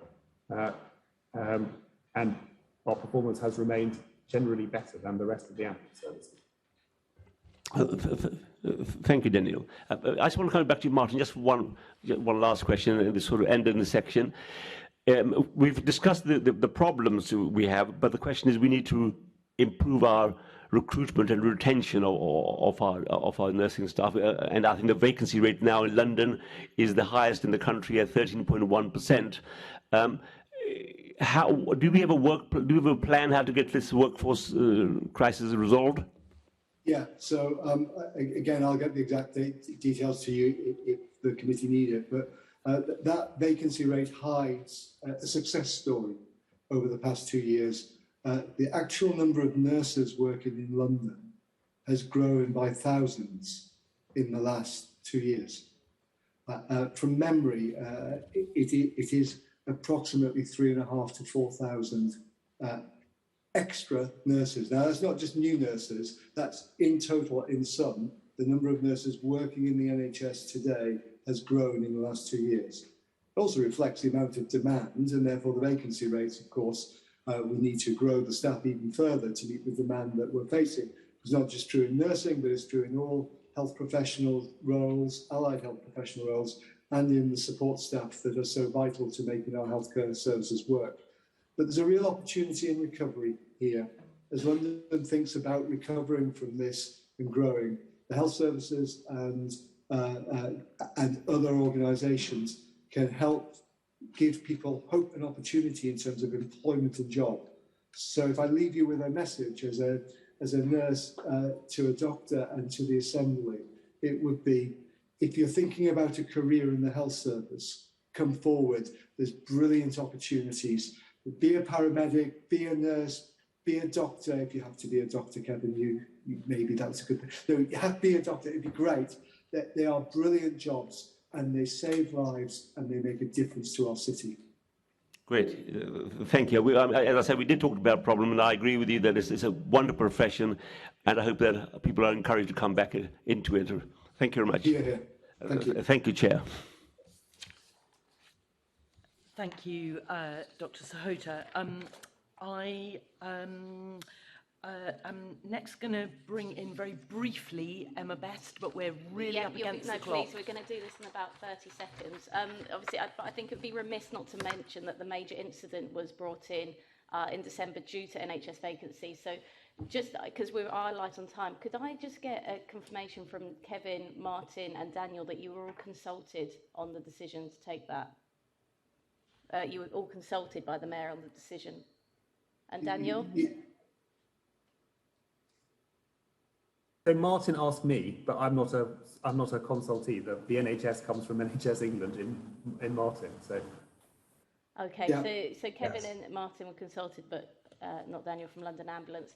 And just to check, and you were all happy with the decision to declare an agency? Yes, absolutely. Brilliant. I just think it's important we got that. Thank you. Yeah, thank you. Great. Thank you very much, everyone. That's all very, very clear. So our final section is on London's future resilience, and I'm bringing in Krupesh online, who is leading on those questions. Thank you, Chair. So firstly on what we can learn. So what can we learn from the Omicron wave to improve London's resilience to new and emerging strains of COVID-19? We all know that this is going to be the only kind of wave or variant that we have of COVID. So what can we learn from it? And also for other respiratory illnesses, because I think one of the things that has come out of the pandemic is the importance of lung health and clean air in general. So notwithstanding COVID, there are other public health or other illnesses that could benefit from some of the lessons from COVID-19 and the Omicron wave. So I wonder, can I kick that off, as I have a responsibility in the NHS for emergency planning, preparedness and resilience. So sure. The title would suggest I should know that one. I think there's three big lessons that we can learn. So the one I've already mentioned is that we listen to the people we serve and we work with communities, not to communities. It's absolutely vital. The reason why we've done so well on the vaccine programme is because we stopped being paternal and started being part of communities. So that's lesson one. The second lesson is that no single statutory organisation can protect London from subsequent waves. The only way we'll do that well is by working in close operational partnership with each other.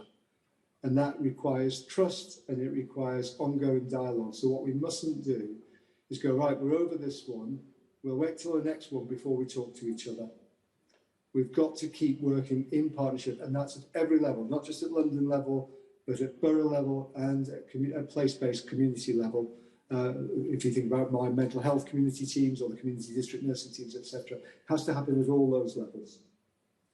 The third thing I'd say we've learned, and it's an NHS organisational reflection of this, is that we can do things well and rapidly when before we thought we did things only slowly and badly. That was the narrative about the public sector and certainly about the NHS. It takes forever to change anything, and it doesn't.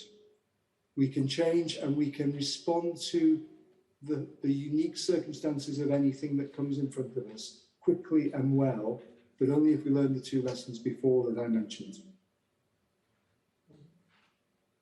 Thank you. And turning to Professor Kevin Fenton on this one.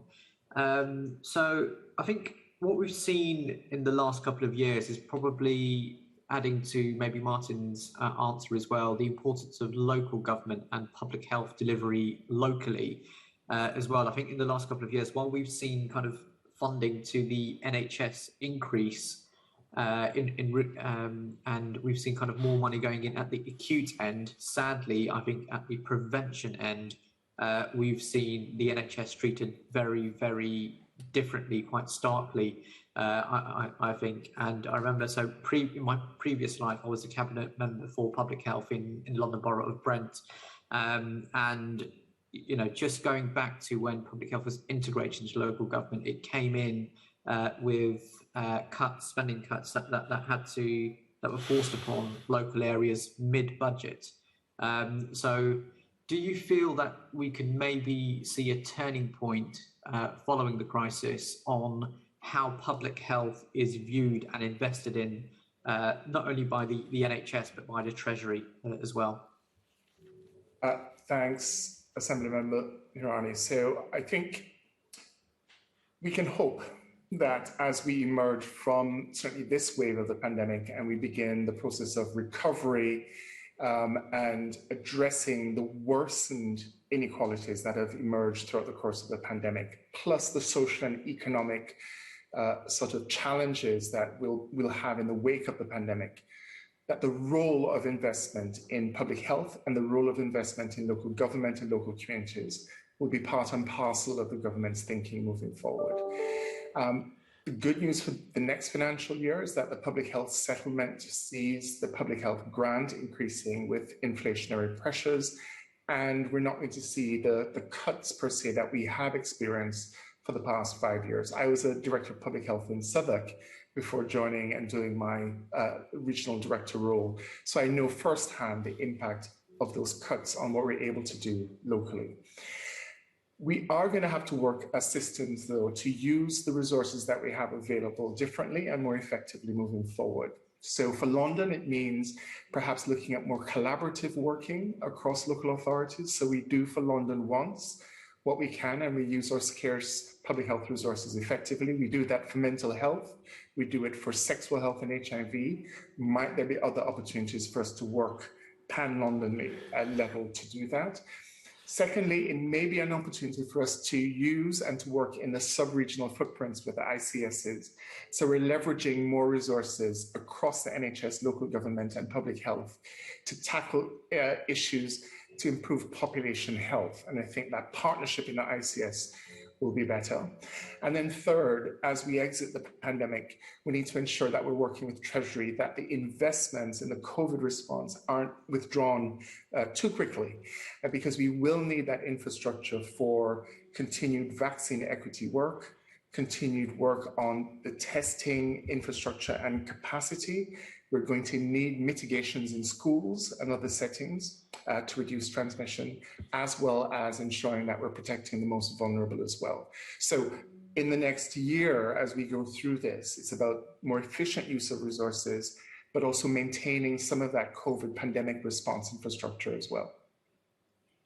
Thank you. And also just thinking about other sectors in the public sector. So I was always struck by Duncan Selby and what he said in terms of prevention in general, in terms of looking at what stops or what is the best way to prevent ill health. And one of the things that he said, it's about the wider, people's wider lifestyles and what they have, the means that they have, income, housing, having a secure roof over their head.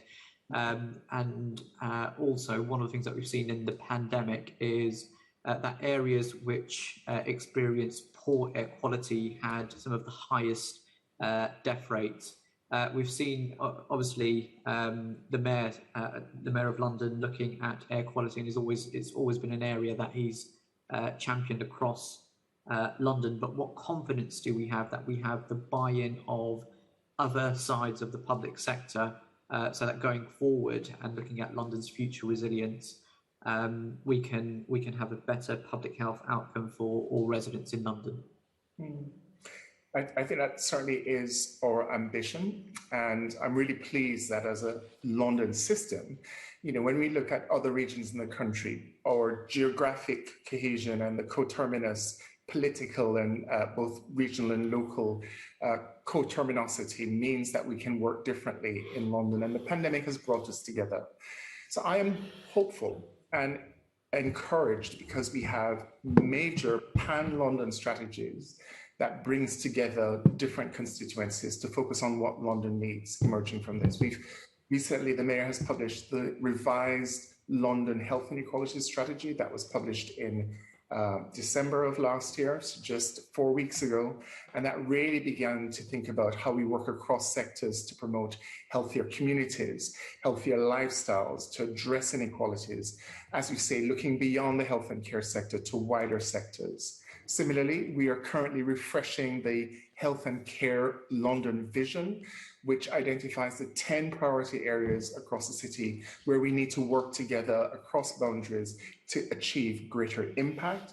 And then that is layered onto the grand challenges, the London missions, which also bring diverse stakeholders and constituencies together to tackle the big issues that London's faced with. So at least as a region, we have a phenomenal strategic framework and partners around the table which are focused on achieving more than the sum of our parts. And that provides the leadership, engagement, and confidence that we need to tackle those wider determinants and to really accelerate our efforts moving forward. Thank you. And going back to hospital admissions and Plan B, what would we need to see in terms of case rates and hospital admissions to begin exiting Plan B? And what do we need to do to get us to that situation? So the government hasn't provided any hard case rate thresholds in order to make their decisions on Plan B. And very similar to moving into Plan B, it was more a combination of the trajectory of increases, the pressures on hospital systems, and the resilience of staff, the staffing cadre, which really informed the decision. So I would anticipate that that qualitative view on a range of indicators will inform the exit. Now, from my perspective as the Public Health Director, what will help that decision is our adherence to the Plan B measures, as I mentioned before, because in a sense, that is the only tool that we have at the moment to help to drive rates down. And that includes increasing our vaccination rates, ensuring we have high testing rates, people isolating at home if unwell, and of course, working from home wherever you can. Those are the key measures that we have. So the stronger that we implement them, especially between now and the end of January, the more likely we are to be in a good position to be considered for exiting from Plan B measures. Okay, Martin, did you want to come into that? No, we're asked to provide a position to government about the pressures the NHS is under. You've heard that reported over the past hour of the meeting that they are starting to, in COVID terms, ease. It's then a political decision, a judgment about how that plays out across the country. And of course, it's not just the London region that decision makers will have to take into consideration. Thank you. And final question from me to all the panelists. What is your assessment of the key challenges that London faces in relation to COVID-19 in the next 6 to 12 months? Can we start with Martin? Okay, I'll take it from an NHS-wide perspective, and we're going to come on to it in a moment. It's making sure that the NHS in London remains able to do what we were set up to do, which is to provide care free at the point of need, at the time of need. And we need to be able to do that, whatever your condition, not just COVID. Of course, COVID has taken its toll, we've discussed that. So our priority is making sure that London continues to provide all the care that Londoners need. And so I would leave you with the ask to Londoners that if they need healthcare, don't think, oh, I won't do it because of Omicron, or I won't do it because of the pandemic. Come forward. We're here to serve you, and we don't want you holding on to your symptoms for longer than you need. So that's the priority, to get Londoners to use us and to make sure we continue to be there for when Londoners need us. Kevin? From a prevention perspective, the three challenges will be complacency, clarity, and confidence. We need to tackle complacency over the next few months as people feel that, Omicron is behind us. Do we still need to get vaccinated? Do we still need to adhere to measures? So we need to be absolutely clear that these measures are still important and we follow the guidelines as we're exiting Plan B. We will need to provide clarity because the messaging and the policies for COVID are changing rapidly. Isolation, testing policy, what to do in terms of measures. So cutting through and providing that clarity to Londoners will be important. And then finally, building confidence that as we exit this wave and we begin to live with COVID, that we reassure Londoners that we have the tools that we need to manage infection, to keep rates down, and to reopen our community and society economically and socially, which I think will be important for mental and physical health as well. Thank you. And finally, Daniel.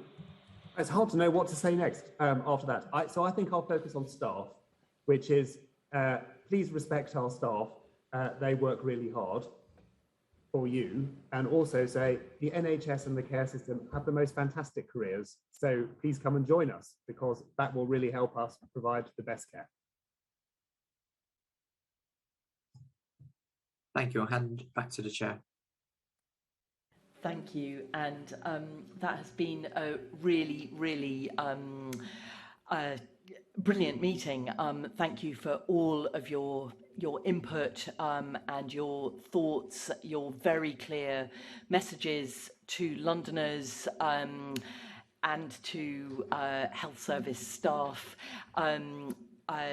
There's an awful lot for us to take away and think about. I just want to give you an opportunity, the three of you who are sort of in this part of the meeting, if there's anything that you feel that you haven't had a chance to say, speak now, put your hand up, and if not, I'm going to draw this part of the meeting to a close with huge thanks to all three of you. Martin, I believe you're staying on for the second part of the meeting, just for the beginning of it. But to Daniel and Kevin, thank you very much. You're free to press the leave button. We're going to briefly adjourn the broadcast, but we're going to start up very quickly again within about a minute. So I'm going to bang the gavel to adjourn the broadcast.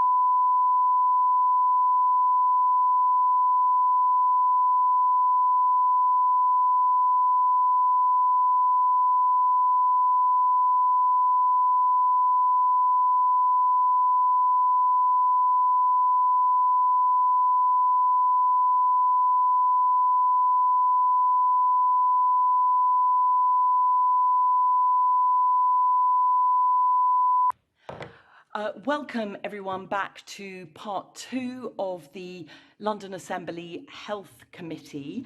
We have Martin McRae is still with us, who you've all been introduced to already, but I'm also welcoming Dr. Chand Nagpal, who is Chair of the Council of the British Medical Association,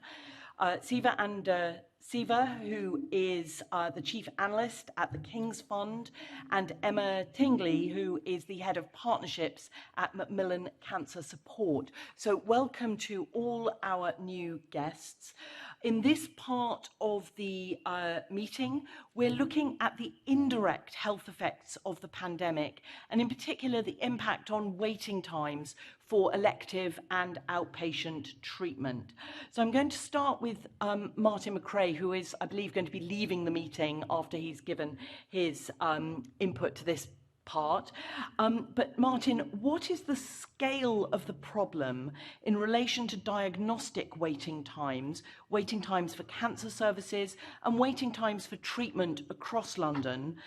And are there any specialisms or conditions that are particularly affected? Thank you, Chair, and forgive me that I do have to leave at 12, but I thought it'd be helpful to give you some data and context for the rest of the meeting. As you quite rightly point out, there is a huge impact of the pandemic on those parts of the service that aren't directly related to treating people with COVID-19. Just to make that in personal terms, what that means is the anaesthetist who has given their all in waves 1, 2, and 3 in ITU, looking after people who are severely ill or dying, is then expected to be providing the anaesthetic support to major surgery at the same time. And of course, staff can't do all things at all times. And that's repeated at every level of the NHS. Clinically, the general practitioners who make those referrals in the first place, right through to our portering staff and our catering staff who make our hospitals work. So there is a massive impact.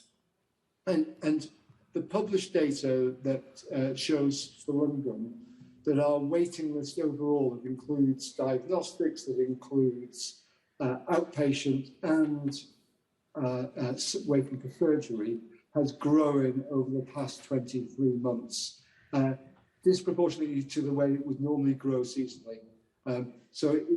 For London, that meant that it was just under, I think the last published data was November, there were just about 950,000 people waiting for one of those things in London.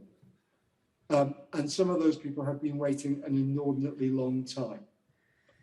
And therefore, the thing we want to focus on most as a first priority is making sure that people who need urgent and life-saving surgery or treatment or diagnosis get that no matter where we are in the pandemic.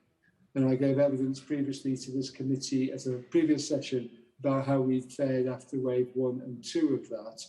But now we see that the position in London has stabilised in some ways, and although the numbers are still very large of people waiting, we've continued to provide that urgent and emergency care for everyone who needs it. And if you're focusing particularly on elective care, that is people waiting for cancer surgery, for neurosurgery, for those things that save lives or stop lives being completely ruined. So they have been continued, and we've been able to do that thanks to our staff, thanks to their resilience and their commitment to their patients, but also because of the way we've reorganised some of our services to keep things COVID-free or COVID-safe in some of those elective pathways. So making sure that some surgical services are protected from the potential of cross-infection with COVID and keeping those, what we call green pathways, clear. Not always easy, and in the last waves that's been increasingly stretched, but we've been able to do that, which means that Londoners who need that immediate care have got it. But that means that also people who are waiting for care, but it isn't life-saving, have waited longer than they would normally. And those numbers are significant. So people waiting over a year for an outpatient diagnostic or their surgery has grown now. And the last published data was just over 30,000 people in London who've waited over a year. Now, the majority of those aren't waiting for surgery, but that's not, given that scale of the numbers, that is still a significant number of people who are waiting for life-changing treatment. So you can be very dismissive of some surgery, but it's only your varicose veins or only your bunion or only whatever it might be. But that is life-changing. If I can't pick up my granddaughter because I haven't had my surgery, that impacts not only on my life, but on the impact of my family. And I say that now as a grandfather who was a grandfather in wave one, and I want to be able to look after my grandchild. And if I can't because I'm waiting for surgery, that is a massive impact on my life, but isn't life-saving. There are also a number of people waiting even longer. And so, some of this is over 2 years now. Now, those numbers are very much smaller. And the good news for London is that those numbers, even though we've been in Omicron, this wave of the pandemic, those numbers have continued to come down. So London, as a region, is starting to reduce those people waiting an inordinately long time. But that's not to dismiss the impact that has on people's lives. Outpatients, again, is the same picture, just the scale is larger, as you'd imagine, and there's lots of work being done to change the way we do outpatients. But it isn't a black and white, or we'll do it all virtually, we won't. This is horses for courses, and one of the questions you asked, Chair, was around, are there any specialties we're worried about, etc. And you have to take this specialty by specialty and person by person about what the right approach to caring for people is, particularly in outpatients. So some of our outpatient waiting times don't lend themselves to virtual consultations. They need physical consultations to do a diagnosis, to touch the patient, to listen to them, and to actually see their expression on their face. It's so important. But in other specialties, we've made great grounds in using digital technology to really speed up those processes. So the areas that I'm most concerned about is those people, and you may come on to it later, with the lumps, bumps, and strange things that are happening to them that they really should get checked out, that could become something life-changing to the point of death. So those cancer symptoms, don't hold back. And again, the message I gave in the previous session was Londoners should not stop coming forward if they are concerned about their health. We're here to help them. But there is an enormous backlog we are dealing with. The good news is that London is dealing with it. Not as quickly as I would like, but we're dealing with it now. I hope that's helpful, Chair. Thank you. That's incredibly helpful and gives a kind of context, from an NHS perspective, to frame our conversation. So, Martin, I'm assuming that you're going to leave the meeting now, but thank you so much for your time this morning. It's been incredibly helpful. As always, thank you, and stay safe. Thank you for your support. And you, thank you. So I'm going to move on now with a question both for Siva and for Emma, which is that both the direct and the indirect effects of the pandemic have not played out equally for all groups of the population. So how have these inequalities shown themselves in terms of access to services, delays in diagnosis and treatment? And is this something that the Mayor could highlight, given his remit to address health inequalities in London? So, Emma, would you like to start? Yes, thank you, Chair. And just to give some of the context around the cancer numbers in terms of what that backlog is looking like for London, we know that there's about 4,500 fewer people who've started cancer treatment between March 2020 and October 2021, which is a really significant number. Pre-pandemic, somebody in London was diagnosed with cancer roughly every 15 minutes, and we've got around 230,000 people in the capital living with a diagnosis of cancer. And so in terms of the numbers of people who are, we see around 70,000 fewer people than expected with, seeing a specialist with a suspected cancer diagnosis. We know that not all of those people will go on to get a confirmed cancer diagnosis, but that's down by about 13%. And again, in terms of performance, that delay, we've got around 84% of people, of cancer patients seeing their first consultant appointment within 2 weeks of an urgent referral, which is down on where it was previously for London. We were hitting the national target of 93% in 2019. And in terms of the inequalities that we're seeing, all of those measures, we know that people who are living in the most deprived areas see a larger drop-off across the board. So in 2-week wait referrals for suspected cancer, in terms of new diagnoses and in first treatments, and that's compared to the people who are living in the least deprived areas. And we don't have the full data at Macmillan Cancer Support just yet, but our early indications certainly show lots of different variation between different patient groups as well. So by tumour type, so we're seeing more in sort of lung cancers and colorectal cancers, but also some differences in gender and deprivation. So we don't have the full data yet, but that's kind of what our early indicators are telling us.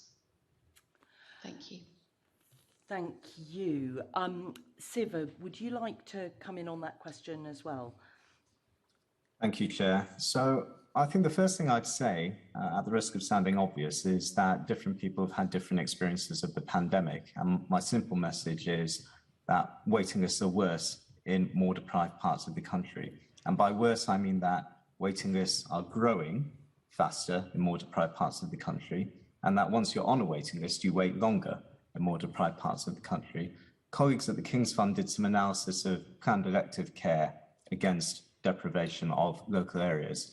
And what they found looking at how waits had grown over the course of the pandemic was that waiting lists grew everywhere for the most part. So even in less deprived areas, waiting lists were up by 1/3. But when you looked at the most deprived areas, waiting lists had gone up by 55%. So these are not small numbers we are talking about. And if you look at extremely long waits that are over a year for planned elective care, again, people are waiting in less deprived parts of the country. 4% of people waiting for treatment have been waiting over a year in less deprived parts of the country. That rises to over 7% when you're in the more deprived parts of the country. So it is a real problem that the Assembly's identified. The second thing I would say is there are some bright spots and causes for hope. The first is that when we looked at the analysis, there were some anomalies. There were some organisations in more deprived parts of the country that were demonstrating good performance on waiting lists. And when you picked at why that was happening, you heard good stories about making every contact count. So you had staff from the NHS service going to food banks to reinforce that message that we are open for business. What are your health needs? Please come and see us. And you also saw them putting in more capacity targeted at communities, more communication targeted at communities who weren't using services in the way as much as we would have hoped.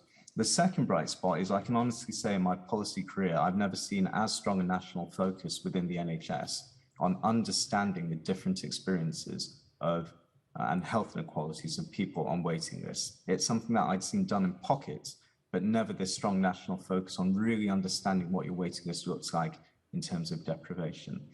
So the third and final thing I'll say in answer to the second part of your question over, is there something that the Mayor and the Assembly can do? I think absolutely, not just in a generic sense of more focus on the issue is a good thing, but when you look at some of the wider determinants of health, some of the things that make us healthier, it goes beyond access to services. And when you look at some of the barriers that prevent people accessing services, it's more than choice of appointment. It's whether you can have childcare arrangements, whether you can have support, whether you're allowed to leave your employment to attend an appointment during office hours.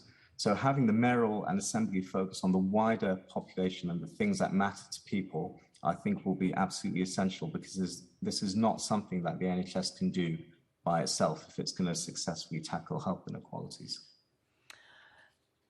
That's very powerful. So you say there's making every contact count, which I can so that's kind of like a different approach to thinking about how you engage with people if you're working in healthcare, how you're engaging with people so that there's more chance that you're going to pick up issues that people need to get help with. Is that what you mean by the making every contact count? I do, Chair. I think there's, part of the issue is absolutely making sure you have the supply and capacity available, so services are operating when people need them.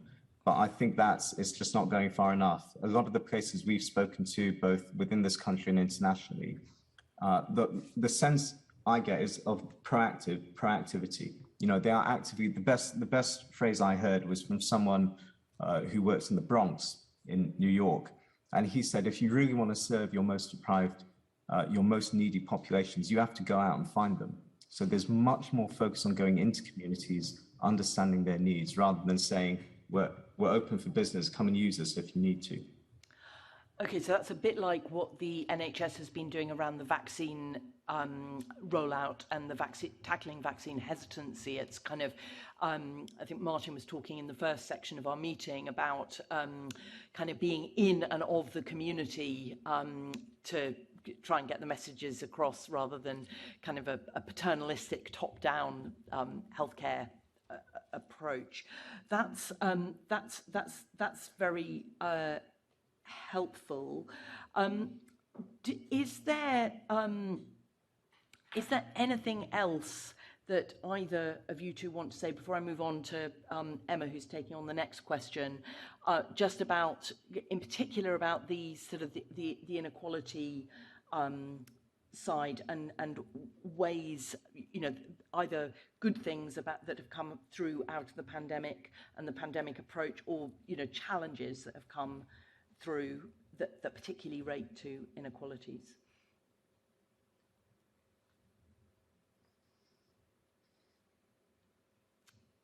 Emma. I mean, certainly in cancer care and in personalised cancer care, so how we meet people's needs, not just sort of beyond diagnosis, there's been I think it's been a really positive focus on inequalities over the last 12 months. It's the first time since I've been in this role over the last 4 years that we've had a pan-London personalised care cancer inequalities board really focusing in on this. So there are some definite positives that are happening. Yeah. Thank you very much. And I've got Chand and Siva want to come in, so I'll take you in that order. Chand first. No, I just, on this issue, I just wanted to say that a lot of effort has been made, but we still are suffering huge inequalities. When you look at the data around intensive care, you've still got such a stark disparity, with 3 times more likelihood of being in intensive care if you're from a deprived social class 5 compared to social class 1. That's recent data. Similarly, in terms of ethnicity, you've all been aware how much the pandemic shook us all when we saw the disproportionate impact on ill health and death. Well, in intensive care now, again, you carry on seeing that disparity of disproportionate numbers of ethnic minorities in intensive care, especially those of a Black background.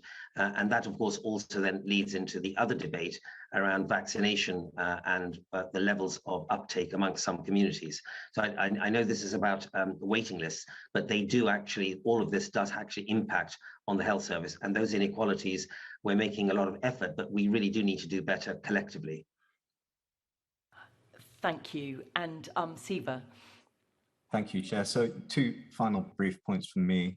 The first is, I think there are a lot of changes going on to how health and care is delivered in this country. So in the near term, having an eye on how those changes are impacting different people across the health inequality spectrum will be incredibly important. To pick 2 examples, a lot more care is being delivered digitally rather than face-to-face.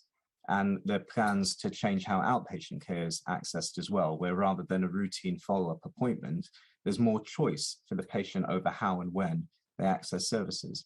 Both of those can be absolutely key innovations and help the NHS.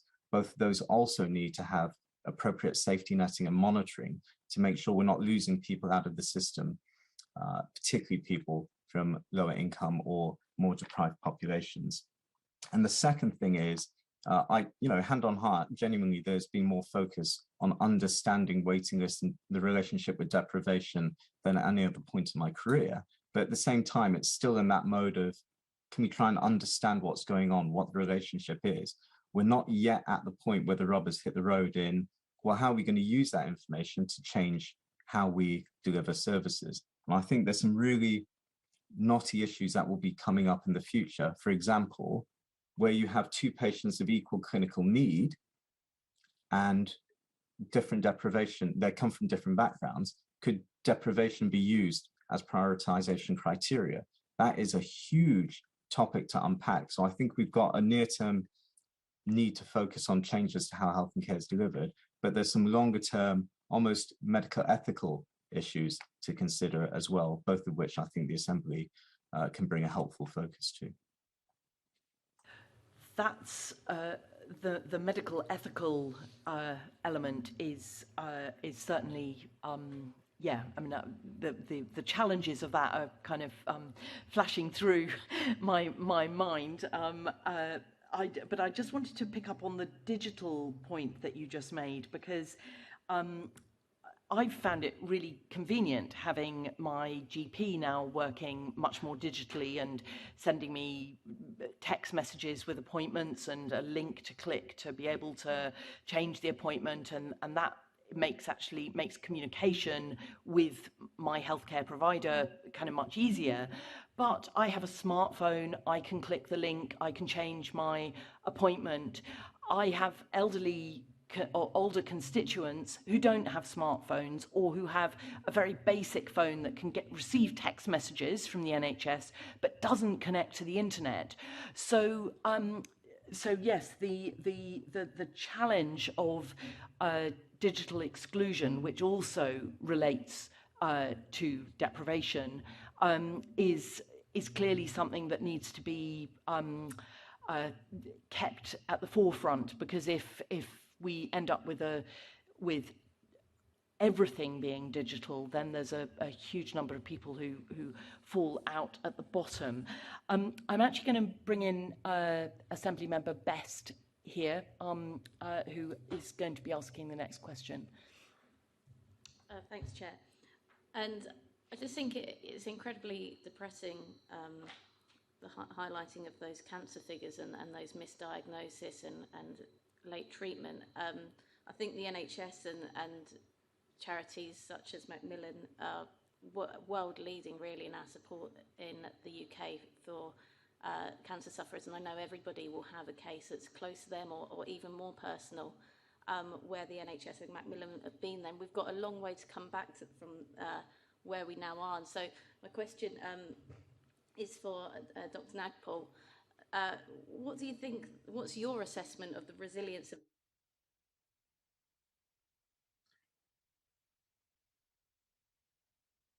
Sorry, I can't hear.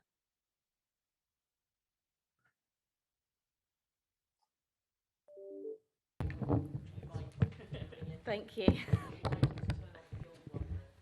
I can't, but there we go, it's dead. Okay, sorry.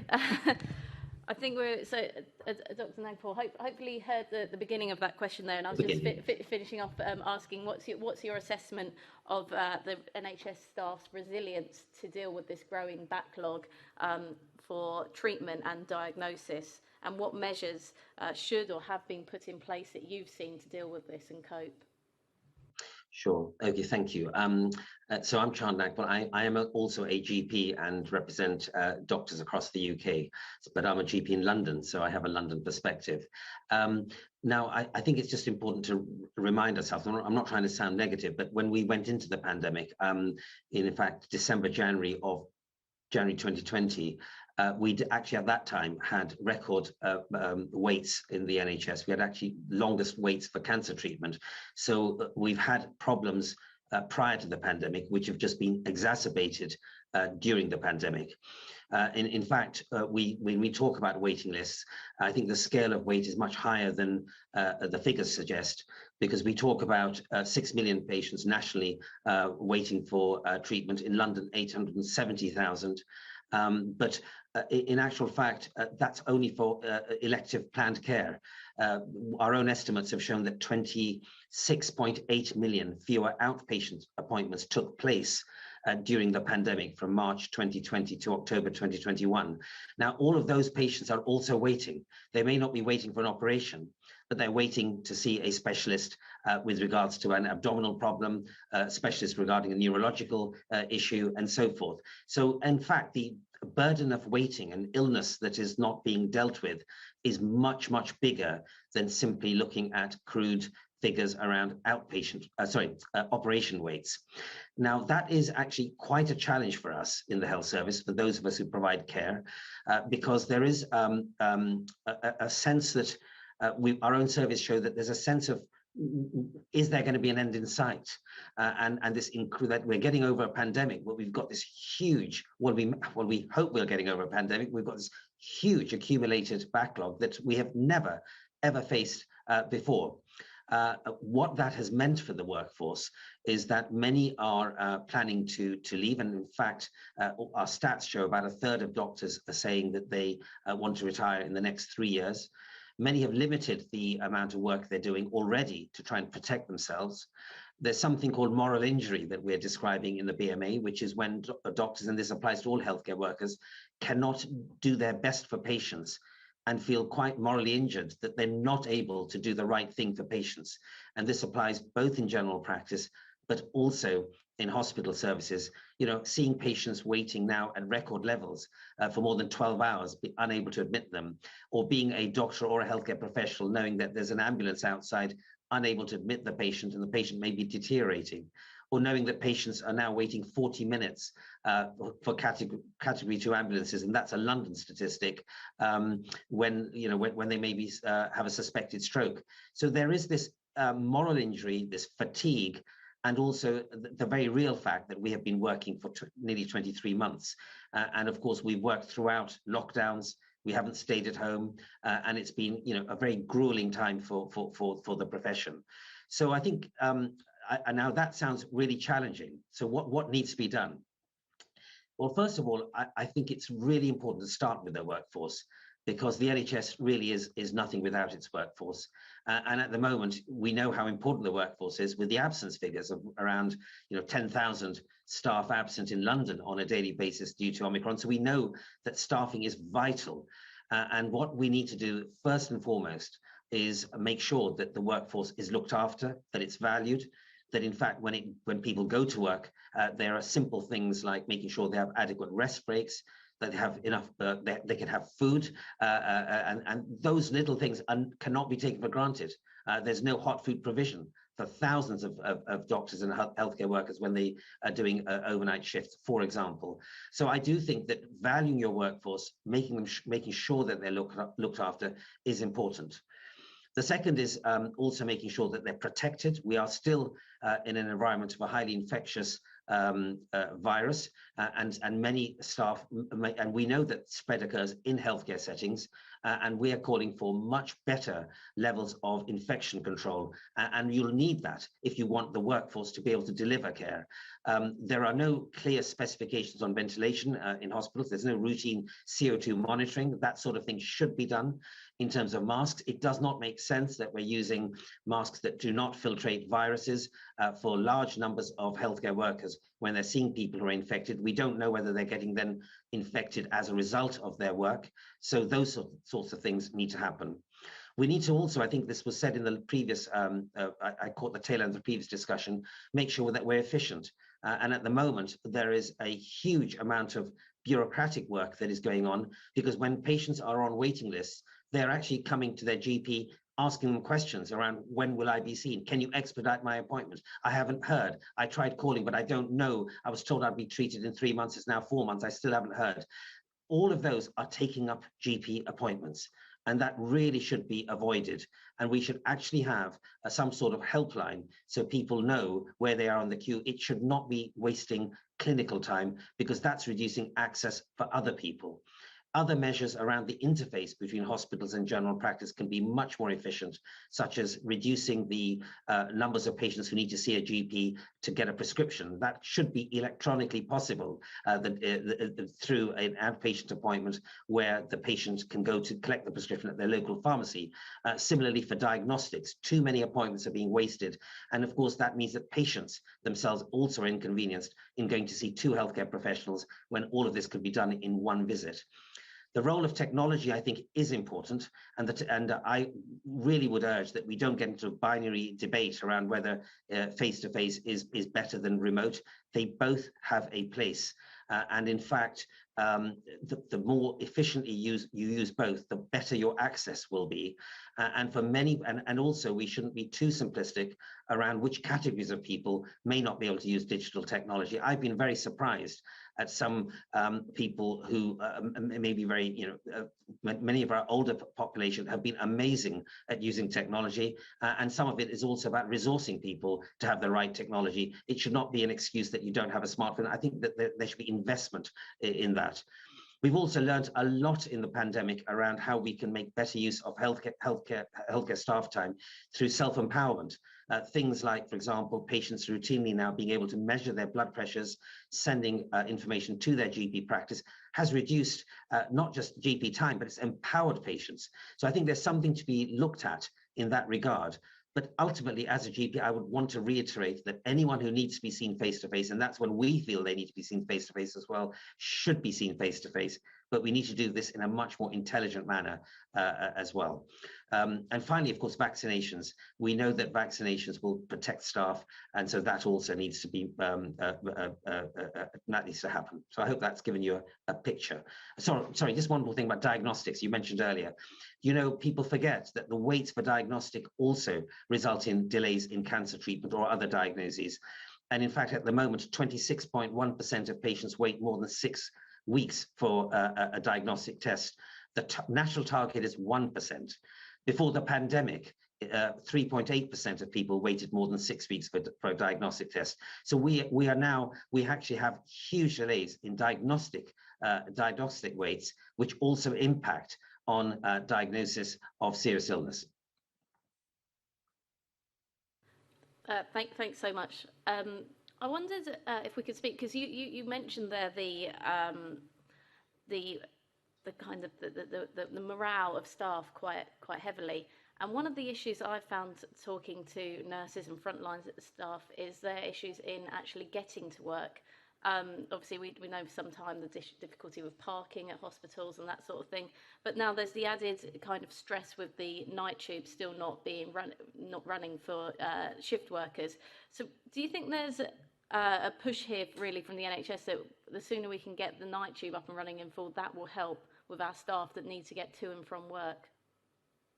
Yes, I think that this goes back to valuing your workforce, and I think what needs to be happening much more amongst those amongst managers, in fact, in terms of those that are responsible for running our health services, is to always think from the perspective of those that provide care. And what are their obstacles and what are the issues that affect them? And that is how you will have a workforce that will feel valued. And getting to work is critically an important part of that. And if they can't, then there are other ways to get to work that should be supported. A small thing that we have mentioned for a long time as the BMA is that it seems a little perverse when a member of staff has to come into work and pay more for car parking charges in their hospital than perhaps the charge on the road outside. And there's that sense of feeling devalued, that you're not even being given the provision to come to work and park your car in a way that I mean, it would be a small investment to give people the ability to park without feeling perhaps ripped off in that charge. And I think, and I mentioned again about when you come into work, making sure you've got the right facilities to feel supported and rested and looked after. Thank you. I absolutely couldn't agree more with that point as well. And just to bring on finally, one of the big resilience issues is going to be the vacancies that we see. And the mayor launched a Mayor's Academies programme, which allowed people to make bids to help people get into good work. And one of the areas that focused on was health and social care. So I wondered whether you or perhaps any member of the panels had interacted with that fund at all. I haven't personally interacted or known about it directly in my line of work, but I'd be very interested to know what others may say.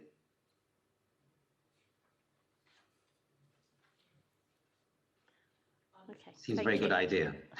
Yes, thank you. Emma, I know the Emma Online wants to come in on this point Yes, as well. sorry, So I Emma couldn't see that, but Online, sorry, go. do please raise your point. Thank you. I just wanted to build on a couple of points that have been made there, particularly around the kind of impact on the workforce.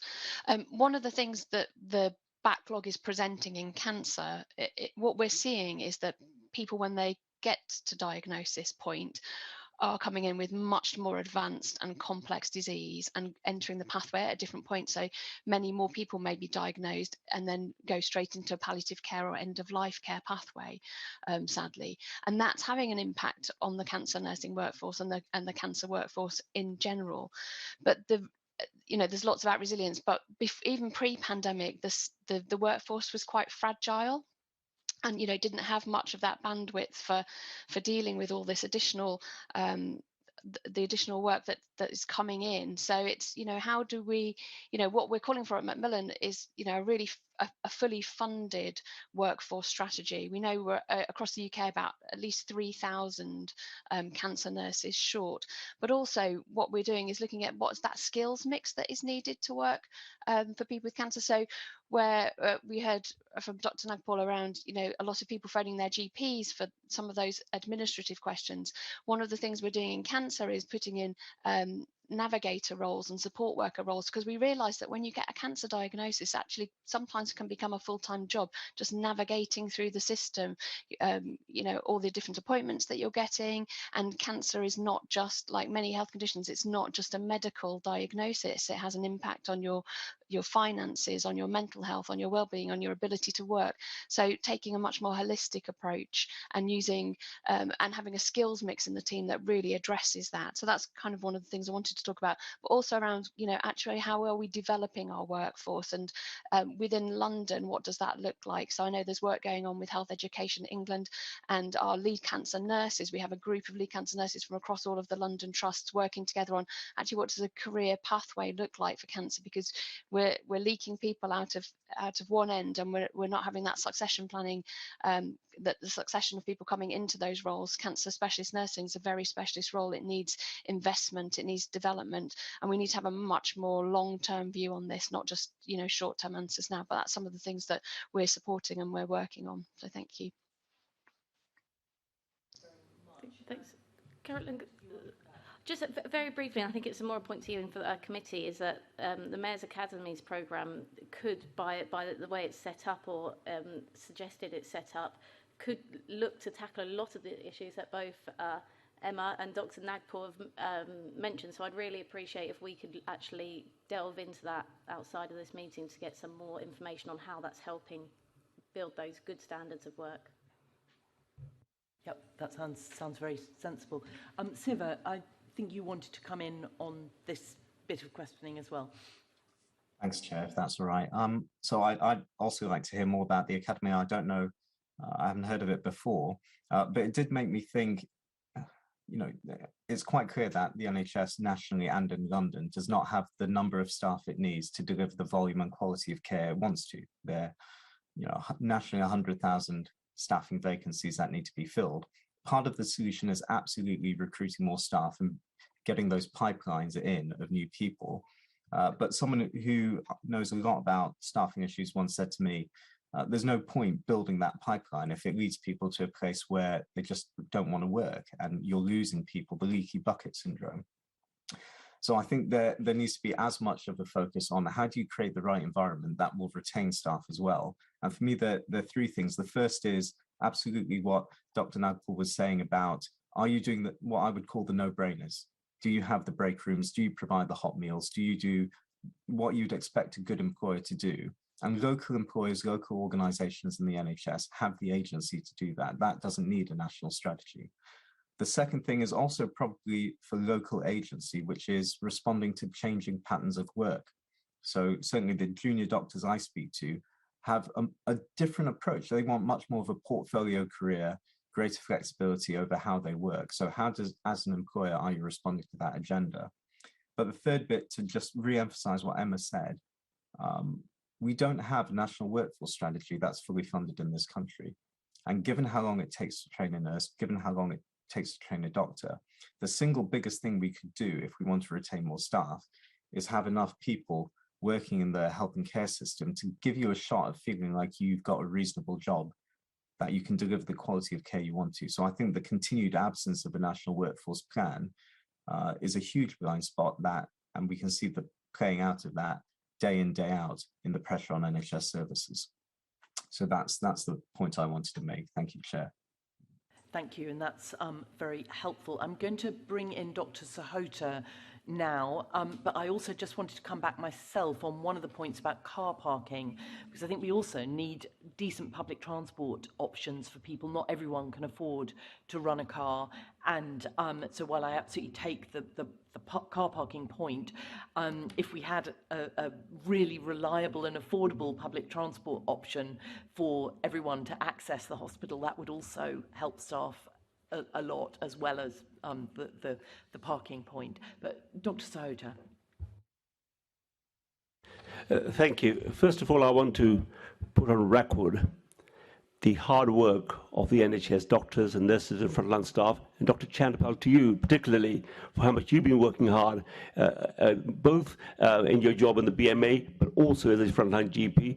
And I also want to acknowledge the tremendous amount of work that Macmillan nurses are doing in supporting our cancer patients. So let me just put this on record, and how much important contribution you have made to the NHS, and particularly during the pandemic.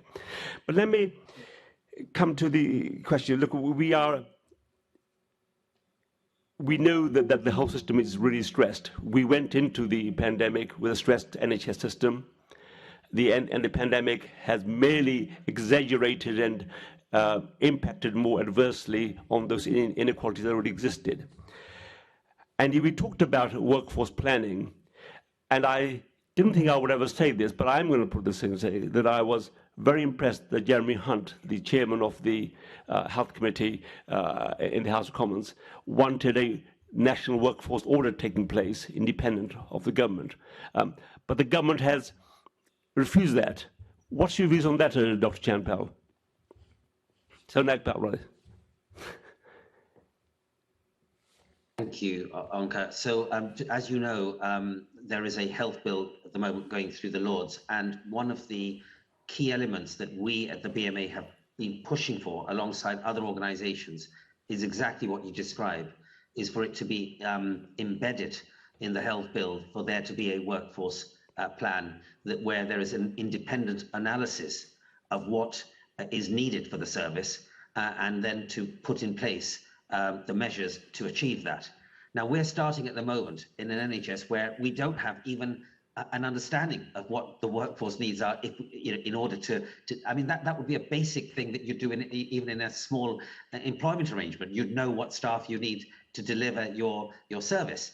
And just to so you know that our own figures show, in fact, these are facts, that the UK has around 50,000 fewer doctors per 10,000 patients, compared to, 50,000 fewer doctors across the population in comparative terms compared to France or Germany or OECD averages. Now, that's a huge number of fewer doctors, and that has an impact, and that applies also for nurses and others. So we need to have a workforce strategy that's open and honest about our starting position, open and honest about where we need to get to in order to provide a service, and then put in place a plan. Now, without doing that, you will never have a plan, because you're starting with no information. And that's why we believe that should be absolutely something that should happen, and it should happen independent of government, because it needs to be an honest, independent analysis that is ongoing with clear recommendations, and have a workforce strategy to deliver. That's our position, very clear position. Well, thank you. And of course, you will know that once upon a time there was a link between GPs and the population in any given area. That link was broken, right? And now we have no correlation between patient sizes or practice sizes and number of doctors in there. And I think that getting to an independent audit, right, would be very helpful. And I hope the committee will take us on board, Chair, right? This is a very important recommendation if you can make this, right, and it will be shifting it'll be a shift changer. The other thing I want to talk about is, look, it's very good to have more recruitment, more people coming into entering the profession, but the best advocates of that profession are the people who are already working in the profession, and if they themselves are complaining about their lot, then it's not going to be very good advocates for new entrants coming in. So retention is also very, very important. And how do you judge the morale of the workforce of morale? I know the answer. Well, I think I know the answer because I've been a frontline GP, right? But I want to get some of the record, right? How do you judge the morale of the profession, of the nurses, and of the doctors at the frontline? Did you want me to answer? Okay, yeah, so what we've been doing at the BMA throughout the pandemic is running some tracker surveys so that we have an understanding of the realities facing doctors. And we've had thousands of responses. And the most recent survey has reiterated what we've seen throughout, is that morale is low. In fact, 51% of doctors are telling us that they are suffering with some sort of mental ailment or stress disorder. What they're also saying is that about 50% are considering reducing their hours, and I suspect by the time I'm saying this, I know many doctors who have reduced their hours in order to cope. And if you reduce hours, you may still be retained, but in fact, the capacity of care being provided has reduced. The second is that we know that people are retiring early. About a third of doctors are saying they intend to retire before completing their sort of tenure, and that will have a huge impact. There is a specific issue for doctors, and I think for some other workers as well, around pensions, because we have a very perverse pension system, taxation system, where for many doctors, if they work additional hours or they carry on working, they in some instances end up paying more than earning. So there's a huge disincentive that needs to be tackled. But there's no doubt our figures are showing that significant numbers are reducing their hours and wishing to retire early, and a certain proportion, about 20%, are saying they want to leave the NHS altogether. And these are people who want to be in the NHS. They've become doctors because they want to care, but they're feeling that those external pressures are so great that they have little option but to make these career decisions to protect themselves. Thank you. And Dr. Knackle, just one more thing. I know that the system is now under a lot of, we have an increased waiting list, and of course the whole system is under stress, and I know that work which has been done in the hospitals is now becoming out into general primary care. The journey of the patients is now much more complicated. I have to run through hurdles, right? I mean, when I started general practice 30 years ago, I could get an investigation for my patient, get them referred, get them seen, but now I have to run hurdles behind the scenes, right, to get an X-ray done or an ultrasound done, because the hospital are using these things as a way of controlling their workflows, okay? And for example, if one of my patients sees a respiratory physician and they need to see a gynecologist, they can't do a direct transfer. They have to come through to me. If they miss one appointment, they get discharged from the hospital system, and I have to go make a re-referral. This is all adding administrative work, right, on general practice. Should not this now be the government, if the government really wants to resolve this? And also, we've heard earlier on that every contact should count, right? And that patients shouldn't have to go through hurdles through the GP, right, to reach the care. That they should be really looking at the patient pathway to make sure that the patient gets the right treatment, right time, right person, every time. And that every contact does make count. So can you put some suggestion of what we can do to make the journey easier and life easier for the professionals also? Sure, thank you. And I think I mentioned this when you were just out of the room. I could not agree with you more. The interface between general practice and hospitals is one where there is a completely unhelpful divide which is meaning that thousands of patients every day are suffering at the result. In fact, our own BMA surveys have shown that the majority of GPs think that the divide between hospital and general practice is actually harming patient care, and 75%, as you say, it's increasing administration. And the more time we spend on bureaucratic tasks, the less time we have to look after patients. And the hours that you and others are spending, and myself, in trying to get people to respond to queries, getting them to be referred and trying to jump through hurdles, is time that we should be being doctors treating patients. I think the solution ultimately is about changing the current system, which is very siloed. It's a system where you've got separate budgets to hospitals, separate budgets to general practice community, and you've got vested interests that work against each other.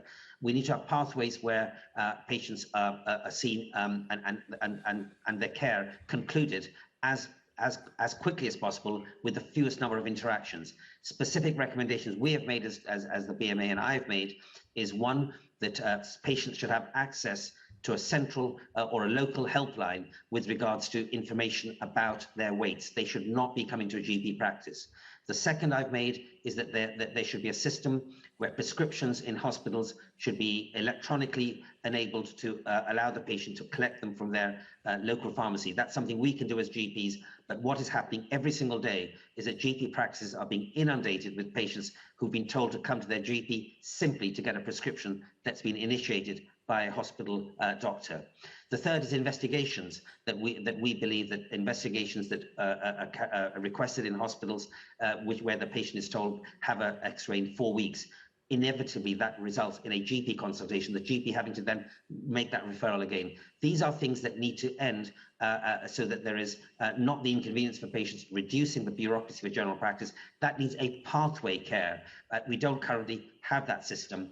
I have some ideas which we can talk, I can send to the Assembly later on, about a different model of the way in which we deliver care that brings primary and secondary care together. And that, I believe, has been long overdue, but even more important now with this huge backlog of care. Dr. Chandler, thank you very much. For the sake of saving time, and I know that the Chair is very keen to continue, if you would kindly write with that plan to the committee, and certainly I'll be very interested if you send it to me also, please. Thank you. I'll do that. Thank you. Thank you, both of you. I've got two hands up. We have Emma and then Siva wanting to come in. So Emma, if you come in first. Yes, just a quick build on those points that have been made around, how do we measure morale? And one of the ways we see the impact of the staff morale is actually on the patient experience. And there's some, there's good measures in cancer care. There's the National Cancer Patient Experience Survey, where we see and we can pick up actually some of those issues, but also particularly around that integration between what happens in a hospital and what happens outside of hospital, so in primary care. And and that's really important that we actually look at that and are challenged by that and think very differently, think out of the box around how we are providing care and the different models of care that we can bring. And Macmillan published a report called Cancer Nursing on the Line, which I can share with the Assembly afterwards, around there's some data in there about a third of Londoners with cancer in the last 5 years said that the healthcare professionals working on their care just had unmanageable workloads, and a quarter of those people just felt that the lack of support because of that. And it's how do we respond to that? How do we make sure we get the right skills mix in, the right professionals seeing the people at the right time, and really focusing clinical skills where they're needed, and some of those other skills around how we navigate people through a system and how we support those holistic needs just need to come together and work better together. Emma, I think that'd be very helpful if you would share that. I mean, I just want to make a point that all these people who go into the healthcare profession, when they went for the interviews, they were told, we want to go there to help other people. We want to help the sick. We want to help the suffering. They worked very hard. They worked long hours. They worked harder than the other colleagues. And then something happens to them in the system that demoralizes them, is deprofessionalizing them. And we need to really address those issues. So I'll be very grateful if you would share those feedbacks you've had. Thank you very much.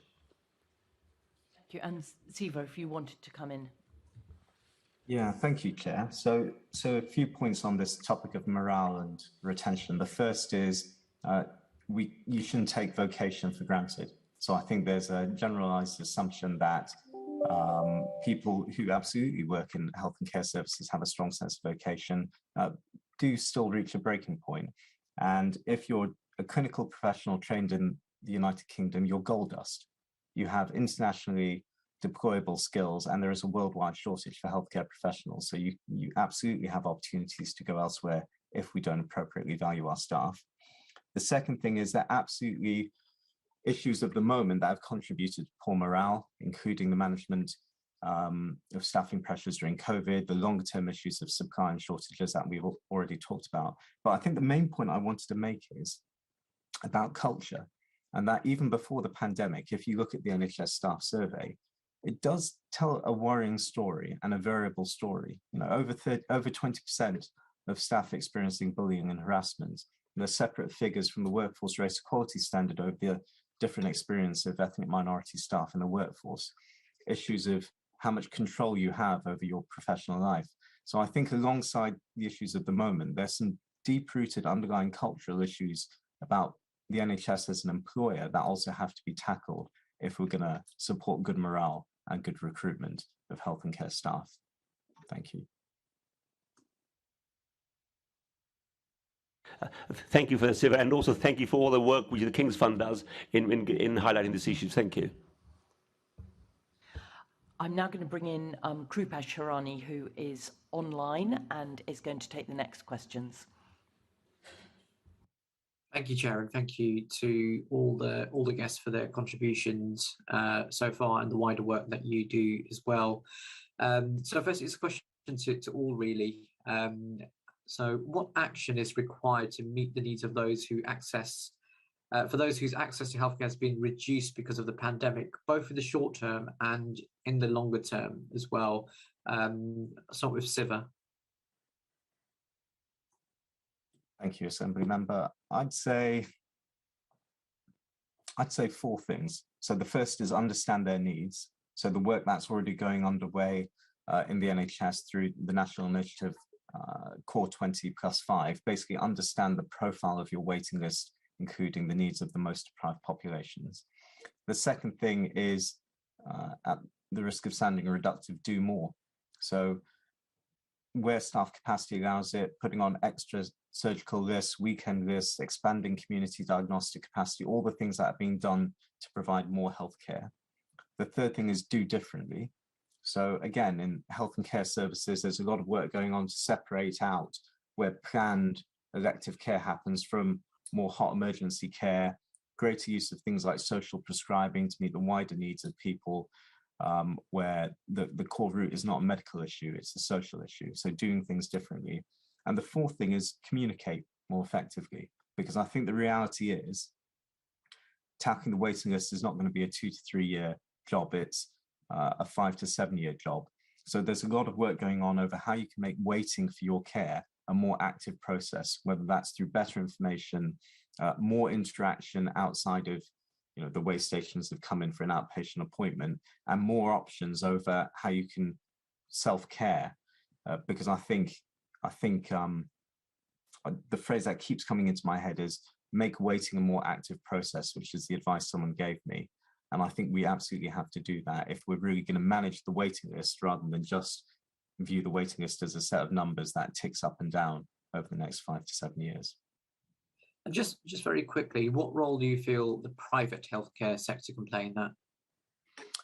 So I think the private healthcare, with the caveat that it's a wide market, so it includes things like mental health care, community care, but particularly for the planned elective backlog, I think it's got 2 functions. One is extra capacity during periods of surge, which we're seeing at the moment is needed. And then the second is, as during the new Labour period, playing a more stable role in delivering particularly planned routine knee and hip operations, that type of work. I honestly cannot see a way that we are going to tackle this 6 million waiting list backlog without the independent sector playing a strong role.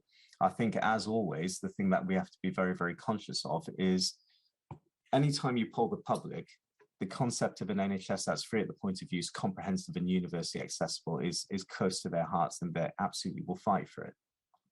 But when you've got this sort of pressure of an unprecedented level, I think that you have to be constantly monitoring the risk of a 2-tier system developing.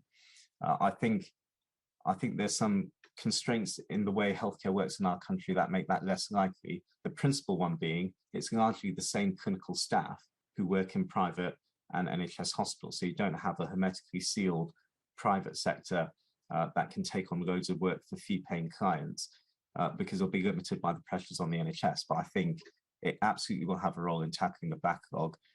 As always, we need to monitor that we're not developing either consciously or unconsciously a two-tier healthcare system in the UK. Thank you for that. And to Emma, same question, but if you could sort of just reflect maybe on how the voluntary sector can also play a part in this as well. Yeah, thank you. And that would be my build on the 4 points, really clear points that we've just heard from Siva. Absolutely, the third sector, charity sector, have a role to play as partners in healthcare. And I mean, we've seen it at Macmillan Cancer Support in terms of the increase of people coming to our support line, the increase of people accessing our welfare benefits support. But, you know, that's the same across all of the charities. So actually, how do we work as a charity sector better in partnership with the NHS? And there's definitely more work to do that. But, you know, we want to be part of the solution. And sometimes we have that agility to think differently and try things differently. So, you know, we've got some examples across London actually where we've put funding into different ways of working. There's a great programme in Hammersmith and Fulham that we've done in partnership with the primary care network there, led by the GP Federation, and looking at, you know, how do we integrate services across acute settings and primary care settings using social prescribing. And we've been a core partner and a funder in that. And it helps. Sometimes our role is to facilitate what that might look like to start with, so we get the data and we can work out what the sustainability plan might look like. And, you know, that's something about the way that we work across the sector. So, yeah, I think the third sector has a definite partnership role to play. And Dr. Chand Nagpur, and if you could also just go into sort of what you would like to see in the Department of Health and Social Care's forthcoming elective recovery plan as well. Sure, thank you. I think we mustn't forget that at the moment, one of the reasons why we can't clear the waiting list as quickly as we should be able to is because of continued levels of Omicron or COVID. I know it's not as bad as in previous waves, but it's still, we still have 20,000 people in hospital at the moment compared to about 7,500 a month ago. So it's, I think, you know, it is still having a real impact. It has an impact on the workforce with staff absence. So I think those things mustn't be forgotten as a precursor to what I'm going to say. In terms of the recovery plan, that's one of the things that we've been really concerned that we haven't seen. We should have seen, in my view, months ago, a clear plan of how you tackle the backlog. And as Siva said, waiting should be an active process, not just we've got a waiting list, we must somehow now clear it. One of the things is prioritization.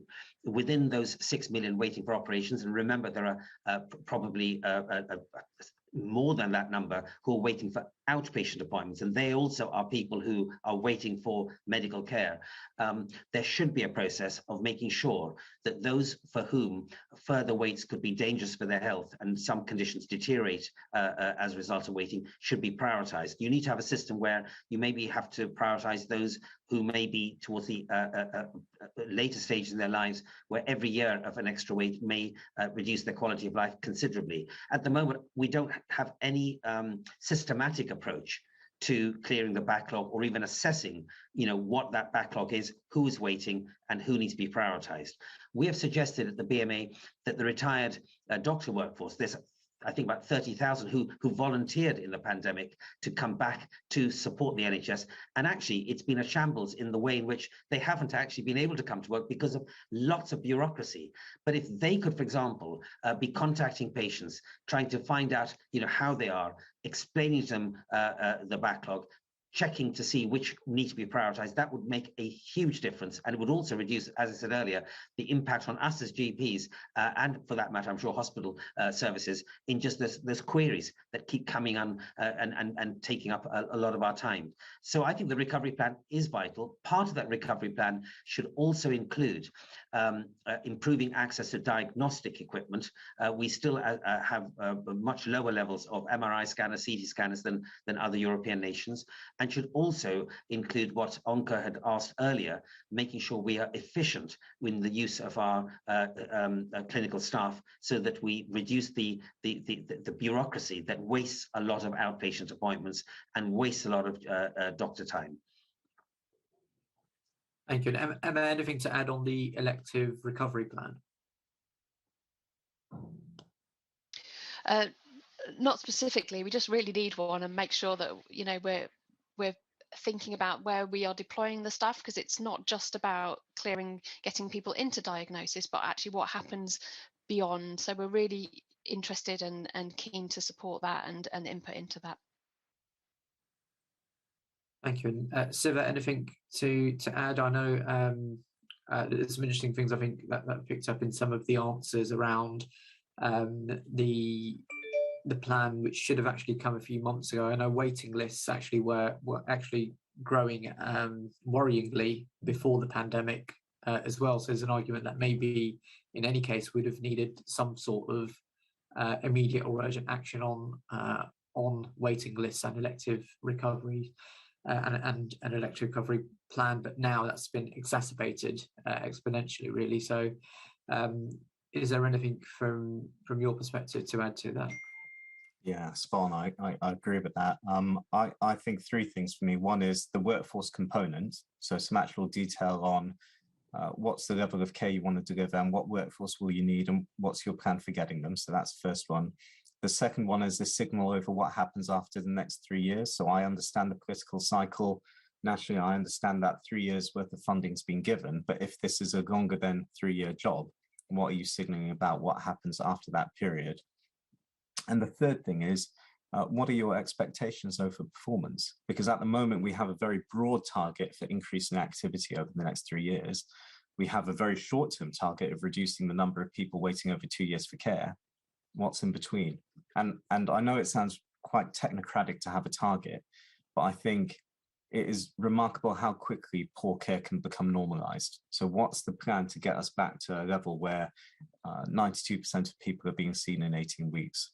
And I think the public will understand if COVID comes back in several waves, if that plan goes off track. But you need the plan in the first place. So those are my three things, Assembly Member.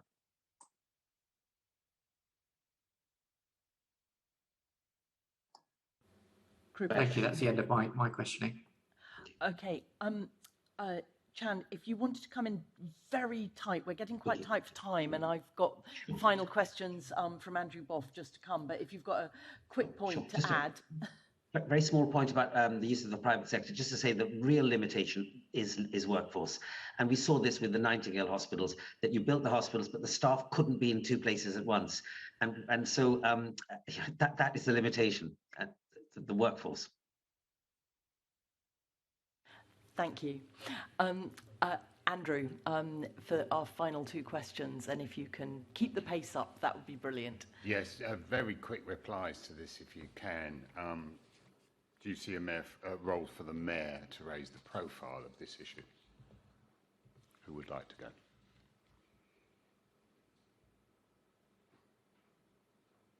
But I'm not sure your question came out totally clearly. Do you want to just repeat the question? What could the Mayor do to raise the profile of this issue? I mean, do you think he has a role in this?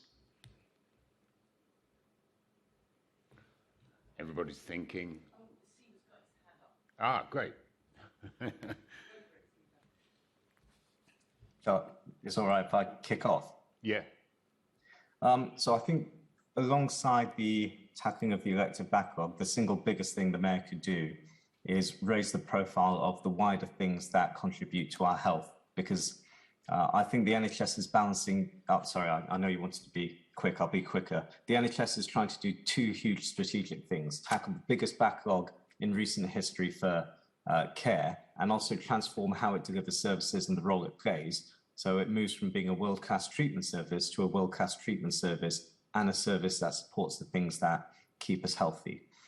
One of my big concerns is there will be a relentless focus on tackling backlogs, getting people in and out of hospital and GP surgeries quickly, and the focus on the wider things that keep us healthy will be lost.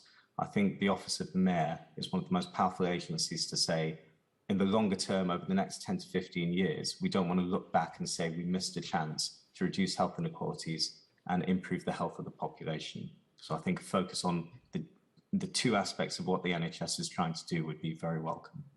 So do I take that as being increasing the priority of public health and the Mayor's role in public health? Yes. Thanks. Very good. Very economical. Anybody else want to contribute before I move on to the next question? Okay, so I think from my end, Chand Akbal here, I think that the Mayor has been doing this. We're still not only in a pandemic with Omicron rates affecting the capital to a very significant degree, but there may be new viruses, new variants coming along the way. So the Mayor has a role and has actually, I think, taken decisions such as, for example, mask wearing on public transport preceded national policy of late. So there is still, I can't emphasize enough, a need to bring down COVID rates in order for the NHS to be able to be more free to carry on doing its elective work to a greater capacity. I think the other issue is, as we heard earlier, the disparities in health are disproportionately impacting on the health service and on individuals, and those should be tackled through public health measures. London is a very diverse capital, and those disparities are pretty glaring within London itself. And much more, I believe, should be done. And this comes under the Mayor's portfolio, and I know that he's very dedicated to that, but I think that should be very much upfront. The third is what we discussed earlier. I do think there are ways in which the sectors, the hospital sector, community, general practice, social care, and the public themselves can work in a much more holistic manner, and we can, even if national policy doesn't allow us to make those changes, I think in London we should just get on and try and create a model that really does integrate in the best possible terms the way in which both public patients and those that work in the service can work in a seamless way. Sorry to interrupt, but the Mayor's role in that should be to promote that. Is that right? I think that he should promote that because it is in the interest of those who live in London to have a better experience of the health service, improving the health as a result. And my final question is, Mr. Anandasiva, how do we monitor the effect on health outcomes of the delayed diagnoses and treatment due to the pandemic so that we can assess measures to rectify the backlog in care? You're the data man. I am the data man. It's a great data question. I'd say, first of all, develop a framework for how, a structured way in how you're going to look at it. For me, that would include one component, which is looking at the different aspects of quality. So measuring experience, safety, clinical effectiveness, and outcomes, and all four are important. And again, going back to that earlier point, I do worry that we'll focus on access and getting people in and out quickly without looking at balancing measures of clinical effectiveness, like did the person reattend within 31 days or 7 days because they got fast care, but not good care?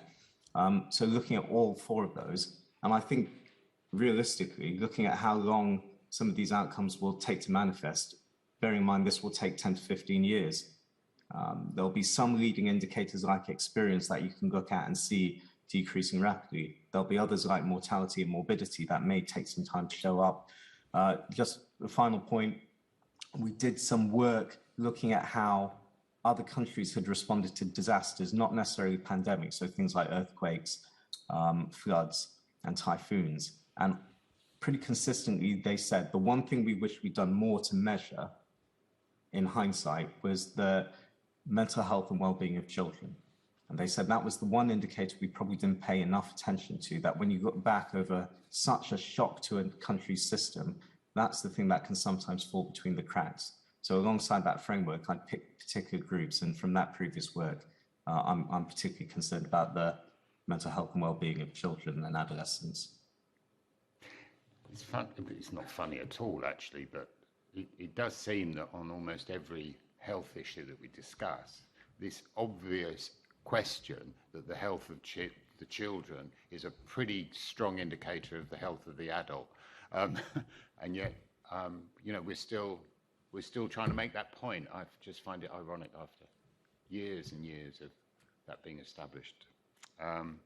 Perhaps, Ms. Tingley, could you come back on that as well about the how we can retain this information or this experience? Absolutely, and there are some measures that are already being used, you know, and have been for years. That certainly that cancer patient experience survey that I talked about previously is a really key area of information that we can keep, you know, looking at the ongoing impact of people. More recently, Milan Cancer Support and NHS England have worked on quality of life measures, and that's now a live tool that we're using. So we're looking at actually what somebody's quality of life with cancer 18 months after diagnosis. London's a bit lower in the uptake of that survey. So we're doing some work on, you know, why is that? And we're looking at that in the Inequalities group as well. But I'm not sure if it will tell us the whole story, particularly bearing in mind the point that I made earlier around people, because of the delays to diagnosis, whether that's because somebody has been too frightened to enter the healthcare system, although, you know, we've been clearly saying we're open for business, please come and tell us if you have signs and symptoms. But the numbers of people coming in with much more complex and advanced disease, and we're sadly seeing them entering that end of life care pathway much sooner. So, you know, we may not be capturing all of the data. So we do need to think a bit more around what it is that we're using to look at this in the long term. And it, you know, this is the backlog is a huge ongoing challenge over, you know, we've already talked, I mean, the number 10 to 15 years was mentioned previously as well. And we'd love to be able to sort of come back to you and talk more about that, about, you know, the third sector response to it at some point. Thank you. Please. Thank you very much. Thank you, Chair. Thank you, and thank you everybody. And it's there's clearly we've just scratched the surface of all of this, but it has been really helpful to have so much input on, you know, the different ways that, you know, yeah, I think sort of the thing I've particularly taken has been, you know, so we've got this big backlog, we've got the impacts of the pandemic and this latest Omicron wave, which has really put health service staff under huge pressure, you know, partly from the staff, just the staff sickness levels, but the importance of really thinking carefully about how we focus on getting through the backlog so that we don't have kind of unintended consequences that potentially worsen people's health. So, I mean, I've written pages of closely written notes. There's going to be a transcript. We will be, you know, we'll be looking at all the evidence you've given us and coming to some conclusions. But for now, I would just like to thank you for your contributions to our session today. And just before we move, I would like to thank you for your contributions today. And before we leave, can I just ask the committee to note the report and the subsequent discussion? Noted. Thank you. And delegate authority to me as chair in consultation with the party group lead members to agree any output from this discussion. Thank you very much. And the meeting is now over. And so I would just like to once again thank all the guests for your support. There are no, I'm so sorry, I didn't turn over my page. Can I ask the committee to note the work programme? Thank you. And the next meeting of the committee is scheduled for Thursday, the 2nd of March at 2 o'clock in the chamber at City Hall, wherever that is. And there are no items of urgent business, so I declare this meeting closed.